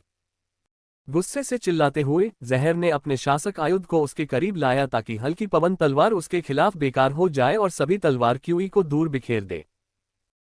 मुझे जियान चेन को संदेह है कि मैं इस स्थिति से निपटने में असमर्थ होऊंगा। उसने गुस्से से भरी एक आंख दिखाने से पहले नाक सिकोड़ी, जिससे ऐसा लग रहा था कि उनमें आग है। एक पल में लाइट विंड स्वॉर्ड उसके हाथ से अलग हो गया और प्रकाश की एक चांदी की किरण में बदल गया जो अचूक गति से जहर की ओर बढ़ गई। लाइट विंड स्वॉर्ड लगभग प्रकाश की गति तक पहुंच गया था, जिससे किसी के लिए भी इसे देखना लगभग असंभव हो गया था। इस समय जियान चेन अपनी आत्मा का अधिकांश हिस्सा आत्मा तलवार का उपयोग करने के लिए इस्तेमाल कर रहा था। लाइट विंड स्वॉर्ड की उड़ान ने पूरे दर्शकों को एक नए स्तर पर चकित कर दिया होगा अगर उन्होंने इसे देखा होता, भले ही तलवार एक धुंधली धुंध में खुद को छिपाने लगी थी। डिंग! इससे पहले कि जहर प्रतिक्रिया कर पाता, हल्की पवन तलवार ने उसके कवच पर प्रहार कर दिया था, लेकिन क्योंकि जियान चेन ने ये कम करके आंका था कि सुरक्षा कितनी मजबूत थी, तलवार ने केवल क्षति का एक छोटा सा निशान छोड़ा था। हालांकि जहर को कोई चोट नहीं लगी थी, फिर भी लाइट विंड स्वॉर्ड ने अविश्वसनीय गति से यात्रा की और उसे बहुत अधिक बल के साथ कुछ कदम पीछे धकेल दिया। जिस क्षण उसने प्रकाश की चांदी की लकीर देखी, उसका चेहरा तुरंत सदमे से ढीला पड़ गया और वह चिल्लाया, ये कैसे संभव है? तुमने मुझे मारने के लिए क्या इस्तेमाल किया? जियान चेन के प्रयासों के कारण लाइट विंड स्वॉर्ड ऐसी गति और दिशा में उड़ रही थी कि जहर के लिए इस पर ध्यान देना असंभव हो गया था, इसलिए वह पूरी तरह से अनजान था कि उस पर हमला करने के लिए क्या इस्तेमाल किया गया था। जियान चेन ने जहर की हैरान कर देने वाली चीख को नजरअंदाज किया और धीरे धीरे अपनी आंखें बंद कर लीं ताकि उसे अपनी लाइट विंड स्वॉर्ड के अस्तित्व का एहसास हो सके। लाइट विंड स्वॉर्ड को नियंत्रित करने के लिए अपनी आत्मा का उपयोग करते हुए उसने और तलवार ने मन की एक सामंजस्यपूर्ण स्थिति प्राप्त की। वह तलवार था और तलवार वह था, दोनों प्राणी एक थे और दो नहीं। जैसे ही जियान चेन इस मनस्थिति में डूबा, अचानक उसके डेंटियन में नीले और बैंगनी रंग की तलवार आत्माएं हिलने लगीं। बहुरंगी पत्थर भी हिलने लगा, मानो वह किसी अति उत्साहित बच्चे की तरह बेहद खुश हो। डिंग डिंग डिंग डिंग डिंग डिंग डिंग डिंग। जहर का शरीर अजीबोगरीब हरकतों में नाचता रहा और कई तरह की गूंजें सुनाई दे रही थीं। हर कदम के साथ वह पीछे की ओर धकेला जा रहा था, जिससे वह हर सेकंड एक नई दिशा में लड़खड़ा रहा था। कई बार वह जमीन पर गिरने के कगार पर था। यह देखना स्पष्ट था कि वह बुरी स्थिति में था। उनके कवच पर आतिशबाजी की चिंगारी जैसी एक श्रृंखला देखी जा सकती थी, जो उनके दीप्तिमान संत कवच को प्रकाशित कर रही थी तथा उसमें कई छाप छोड़ रही थी। आखिर दुनिया में क्या हो रहा है? यह क्या चाल है? जहर सदमे और गुस्से में चिल्लाया। जियान चेन और उसकी तलवार अब एक हो गए थे और उसने अपनी सारी ताकत लाइट विंड स्वॉर्ड को नियंत्रित करने में लगा दी थी। इसकी गति नंगी आंखों से लगभग अदृश्य थी। हालांकि जहर पर लगातार हमले हो रहे थे, लेकिन वह ये नहीं देख पा रहा था कि उसे क्या मार रहा है। लाइट विंड स्वॉर्ड ने जहर के शरीर पर अविश्वसनीय मात्रा में ताकत के साथ वार करना जारी रखा। प्रत्येक वार ने उसके शरीर को हिलाकर रख दिया, जिससे वह अस्थिर हो गया। अंत में जहर ने अपनी स्थिति को स्थिर करने के लिए अपने शासक आयुध को जमीन में गाड़ दिया, जबकि अदृश्य वारों को बिना किसी बाधा के उस पर बरसने दिया। उसका रेडिएंट सेंट कवच बहुत ही टिकाऊ था और शीजियांग्रान के रक्षात्मक अवरोध के बराबर था। चाहे जितने भी वार उस पर लगे, उससे उसे कोई नुकसान नहीं हुआ। आखिर यह क्या हो रहा है? जहर ने हैरानी से स्थिर जियान चेन की ओर देखा। उसे नहीं पता था कि उसने अब तक कितनी बार ये शब्द कहे हैं, लेकिन ये कहने की जरूरत नहीं थी कि वह ये जानने के लिए बेहद उत्सुक था कि जियान चेन आखिर क्या चाल चल रहा था। अखाड़े के बाहर हर एक व्यक्ति अपनी आंखें चौड़ी करके चौंक गया, क्योंकि वे अपने सामने हो रहे तमाशे को देख रहे थे। वे केवल स्थिर जियान चेन को देख सकते थे, जो एक पत्थर की मूर्ति की तरह लग रहा था, और जहर जो 20 मीटर दूर अपने शासक आयुध के साथ जमीन में गहराई तक घुसा हुआ था। उसके हाथ शासक आयुध पर जकड़े हुए थे, जबकि उसके कवच पर चिंगारी की एक श्रृंखला चमक रही थी। इस विचित्र घटना ने सभी को हैरान कर दिया कि आखिर यह स्थिति कैसे उत्पन्न हुई और इसका कारण क्या था। अध्याय 340 पवित्र भूमि। दर्शक किनजी के चेहरे पर अजीब सी उलझन थी, क्योंकि वह दोनों लोगों को देख रहा था। आखिर वे क्या कर रहे हैं? ऐसा लगता है कि जहर पर लगातार हमले हो रहे हैं, लेकिन मुझे समझ नहीं आ रहा कि वे कहां से आ रहे हैं। साथ ही जियान चेन के हाथ से तलवार भी गायब है। जियान चेन निश्चित रूप से एक अजीब व्यक्ति है, जो मैंने शुरू में जितना सोचा था उससे कहीं ज्यादा रहस्यमय है। यहां तक कि किनजी भी लाइट विंड स्वॉर्ड को पहचानने में असमर्थ थे, क्योंकि जिस गति से वह यात्रा कर रहा था वह उसकी नंगी आंखों से देखने से परे थी, जिसका अर्थ था कि वह केवल जहर के कवच से उड़ती हुई चिंगारियों को देख सकता था, बिना ये जाने कि जियान चेन किस तरह से इसमें शामिल था। दूसरी तरफ मिंग डोंग ने जहर पर चिंगारियां बरसते हुए देखकर राहत की सांस ली। हल्की मुस्कान के साथ उसने बुदबुदाया, इसमें कोई आश्चर्य की बात नहीं है कि वह मेरा भाई है, वह काफी खास है। ऐसा लगता है कि इस मामले में जहर के हारने में ज्यादा समय नहीं लगेगा। मुझे लगता है कि मैं इस लड़ाई को लेकर बेकार में चिंता कर रहा था। ओह, लगता है छोटे भाई ने कोई रहस्यमय चीज छिपाई है, जिससे जहर को इतना नुकसान सहना पड़ा। मुझे लगता है कि अगर जहर के पास कवच नहीं होता तो वह बहुत पहले ही मर चुका होता। लेकिन छोटे भाई को इतनी ताकत कैसे मिली? चूंकि यह एक ऐसा हमला है जो हर किसी को दिखाई नहीं देता, इसलिए इससे बचाव करना इतना आसान नहीं है। मैं कह सकता हूं कि उसका विरोधी होना कोई समझदारी भरा फैसला नहीं होगा। तियानमु लिंग ने आश्चर्य से भरी आंखों से अखाड़े को देखा। यहां तक कि पीले वस्त्र पहने हुआंग लुवान भी हैरान होकर जियान चेन को देख रही थी। उसकी अभिव्यक्ति असाधारण रूप से जटिल थी। उसका मन उस समय के बारे में सोचने से खुद को रोक नहीं पाया जब वह पहली बार जियान चेन से मिली थी, नदी पर हुई वह अजीब मुलाकात। फिर उसने सोचा कि जब उसने उसे सर्वाइवल कॉम्पिटिशन के दौरान देखा था, क्या तुम सच में पहले जैसे ही आदमी हो? हुआंग लुवान ने बिना सोचे समझे जियान चेन को देखा और खुद से ही बुदबुदाया। उसे साफ याद था कि कुछ साल पहले जियान चेन उसका प्रतिद्वंद्वी बनने के लायक नहीं था और उसे कोई नुकसान नहीं पहुंचा सकता था। उसे इस बात का बिल्कुल भी अंदाजा नहीं था कि कुछ समय बाद उसका सामना उससे कहीं ज्यादा ताकतवर जियान चेन से होगा, जो उससे काफी दूरी से आगे निकल सकता है। अखाड़े में जहर ने अपनी जमीन पर डटे रहकर अपने शासक आयुध को जोर से पकड़ते हुए चिल्लाया, जियान चेन, जब तक मेरा रेडिएंट सेंट कवच ऊपर है तुम मुझे नुकसान नहीं पहुंचा सकते, इसलिए अपनी ऊर्जा बर्बाद मत करो।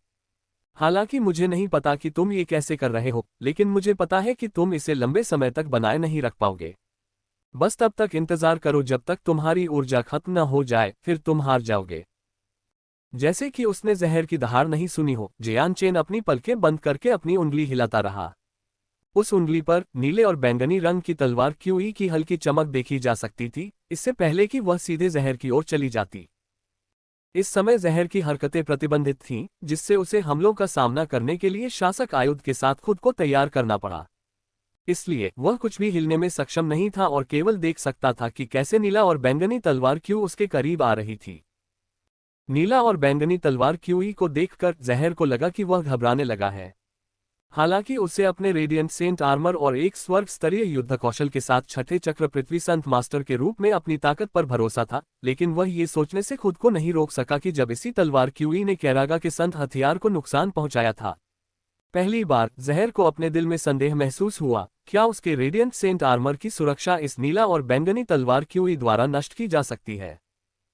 जैसे ही उसने क्षण भर के लिए यह विचार सोचा, नीली और बैंगनी तलवार क्यों सीधे उसकी छाती पर उड़ती हुई चली गई।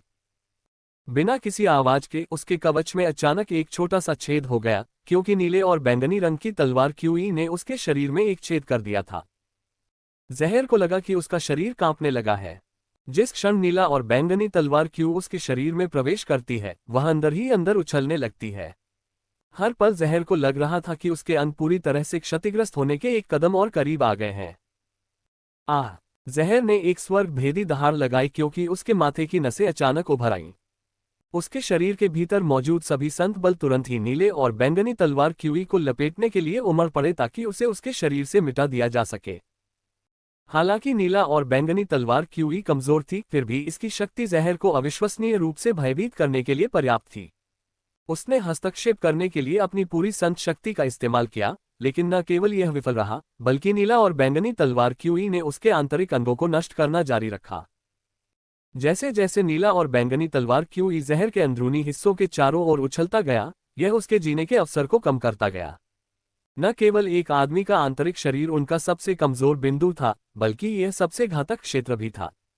नीला और बैंगनी तलवार क्यूई ने उसके अंदरूनी हिस्सों को नष्ट कर दिया। कुछ ही सांसों से कम समय में जहर को पहले से ही कई गंभीर चोटें लगी थीं।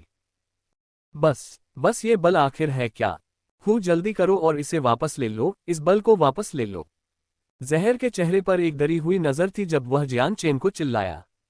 इस समय नीला और बैंगनी तलवार क्यूई उसके दिल की ओर उछल रही थी, और अगर यह बहुत करीब आ जाती तो उसका दिल तुरंत टोफू की तरह टुकड़े टुकड़े हो जाता। यहां तक कि एक रेडिएंट योद्धा भी ऐसी चोट से बच नहीं पाएगा। जियान चेन ने धीरे धीरे अपनी आंखें खोली और उसके हाथ में चांदी की हल्की सी रोशनी दिखाई दी, जिससे उसका चेहरा थका हुआ दिखाई दिया। अपने शरीर को अचानक हिलाते हुए वह पीटे हुए जहर के सामने आया और अपनी हथेली जहर की छाती पर रख दी। जिस क्षण जियान चेन ने अपनी हथेली जहर की छाती पर रखी, उसके सीने के अंदर तबाही मचाने वाली नीली और बैंगनी तलवार क्यूई तुरंत भेड़ की तरह नम्र हो गई। ठीक वैसे ही जैसे एक आज्ञाकारी बच्चा व्यवहार करता है, वह धीरे धीरे जहर की छाती से निकलकर जियान चेन की हथेली में चली गई, जहां वह जियान चेन के डेंटियन के भीतर तलवार आत्माओं के साथ घुल मिल गई। अपने शरीर से नीली और बैंगनी तलवार क्यूई की उपस्थिति को महसूस करते हुए जहर ने राहत की सांस ली और फिर भयभीत स्वर में जियान चेन को घूरने लगा। आखिर वह शक्ति क्या थी? यह इतनी शक्तिशाली थी कि इसने आसानी से मेरे रेडिएंट सेंट कवच को चकनाचूर कर दिया। वह कांप उठा। जहर, मैंने ये लड़ाई जीत ली है, जियान चेन ने मुस्कुराते हुए कहा। ये जानते हुए कि जियान चेन अब उस अजीब नीले और बैंगनी तलवार क्यूई के बारे में बात नहीं करेगा, उसने इस विषय पर और बात न करने का फैसला किया और उदास होकर अपना सिर हिलाया। तुम वास्तव में जीत गए हो। इसके साथ ही जहर के शरीर पर चमकीला संत कवच नजरों से ओझल होने लगा।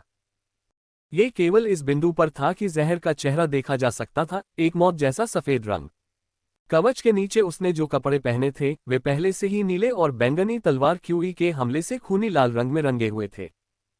उस समय अखाड़े के चारों ओर लगी बाधा अचानक गायब हो गई।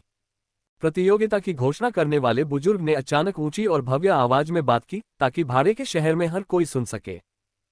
मैं इस क्षण से घोषणा करता हूं कि भाड़े के सैनिकों की सभा में आखिरकार एक विजेता है।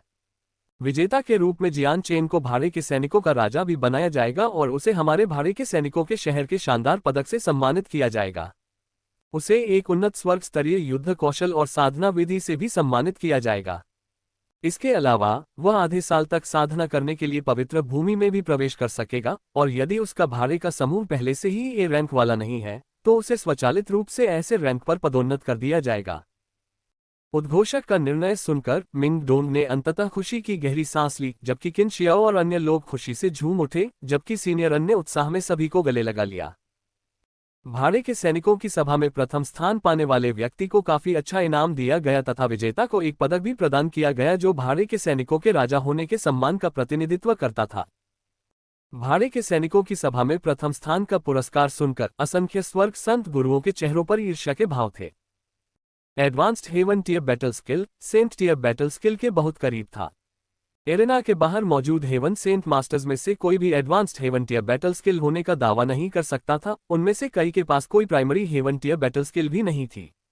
ऐसा इसलिए था क्योंकि सभी सबसे मजबूत बैटल स्किल्स कुछ सबसे मजबूत कुलों के पास थे, इसलिए बिना किसी पृष्ठभूमि के किसी भी हेवन सेंट मास्टर्स के लिए primary heaven tier battle skill पाना भी चुनौतीपूर्ण होगा।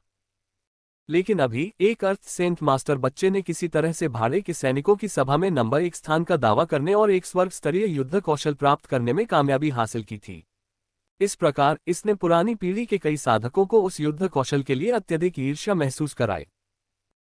यह उन्नत स्तरीय युद्ध कौशल प्राप्त करना बहुत आसान था। मैंने 100 साल के लिए महाद्वीप की यात्रा करने के लिए अपना घर छोड़ दिया और इसके लिए मेरे पास केवल एक उन्नत पृथ्वी स्तरीय युद्ध कौशल है। मुझे स्वर्ग स्तरीय युद्ध कौशल कब मिलेगा? एक सफेद बालों वाले बुजुर्ग ने ईर्ष्या से जियान चेन को घूरते हुए खुद से कहा। वह भी एक स्वर्ग संत मास्टर था। पवित्र भूमि वो पौराणिक स्थान है जिसके बारे में कहा जाता है कि यहाँ संत शासक भी रहते हैं। मुझे यकीन है कि वहाँ संत स्तरीय युद्ध कौशल की कोई कमी नहीं होगी, लेकिन मुझे नहीं पता कि यह सच है या नहीं। दुर्भाग्य से मैंने अपने पूरे जीवन में इसके बारे में कभी कोई जानकारी नहीं सुनी या देखी। एक अन्य स्वर्गीय संत मास्टर ने आह भरी। जियान चेन और झार दोनों ही अंतरिक्ष द्वार से बाहर निकलते समय एक चमकदार चमक के साथ चले गए। जैसे ही जियान चेन अखाड़े से गायब हुआ, उसने देखा कि एक क्रेन हेयरस्टाइल वाला बुजुर्ग उससे 5 मीटर की दूरी पर खड़ा मुस्कुरा रहा था। ऐसा लग रहा था जैसे वह पहले से ही कुछ समय से उसका इंतजार कर रहा था। बढ़िया रेशमी कपड़े पहने बुजुर्ग ने हल्की मुस्कान के साथ जियान चेन को देखा। जियान चेन, भाड़े के सैनिकों का राजा बनने पर बधाई। मैं तुम्हें स्वर्ग स्तरीय युद्ध कौशल और साधना विधि से पुरस्कृत करने के लिए ले जाऊंगा, कृपया मेरे पीछे आओ। तो फिर अगर सीनियर रास्ता दिखाएंगे। जियान चेन ने अपने हाथों को एक साथ जोड़ा और शस्त्रागार की ओर बड़े का पीछा किया। रास्ते में बुजुर्ग ने शांति से कहा, जियान चेन, भाड़े के सैनिकों का राजा होने का सबसे बड़ा इनाम पवित्र भूमि है, न कि स्वर्ग स्तरीय युद्ध कौशल। पवित्र भूमि न केवल हमारे भाड़े के सैनिकों के शहर के लिए बल्कि पूरे तियान युआन महाद्वीप के लिए एक पवित्र स्थान है। ये वह जगह है जहां स्वर्ग के संत गुरु रहने के लिए तरसते हैं और जहां संत शासक घूमते हैं। आपको इस अवसर का आनंद उठाना चाहिए क्योंकि केवल संत शासकों को ही प्रवेश की अनुमति है। ये केवल हर 50 साल में होता है कि संत शासक के पद से नीचे का कोई भी व्यक्ति प्रवेश कर सकता है, लेकिन उन्हें भाड़े के सैनिकों का राजा होना चाहिए।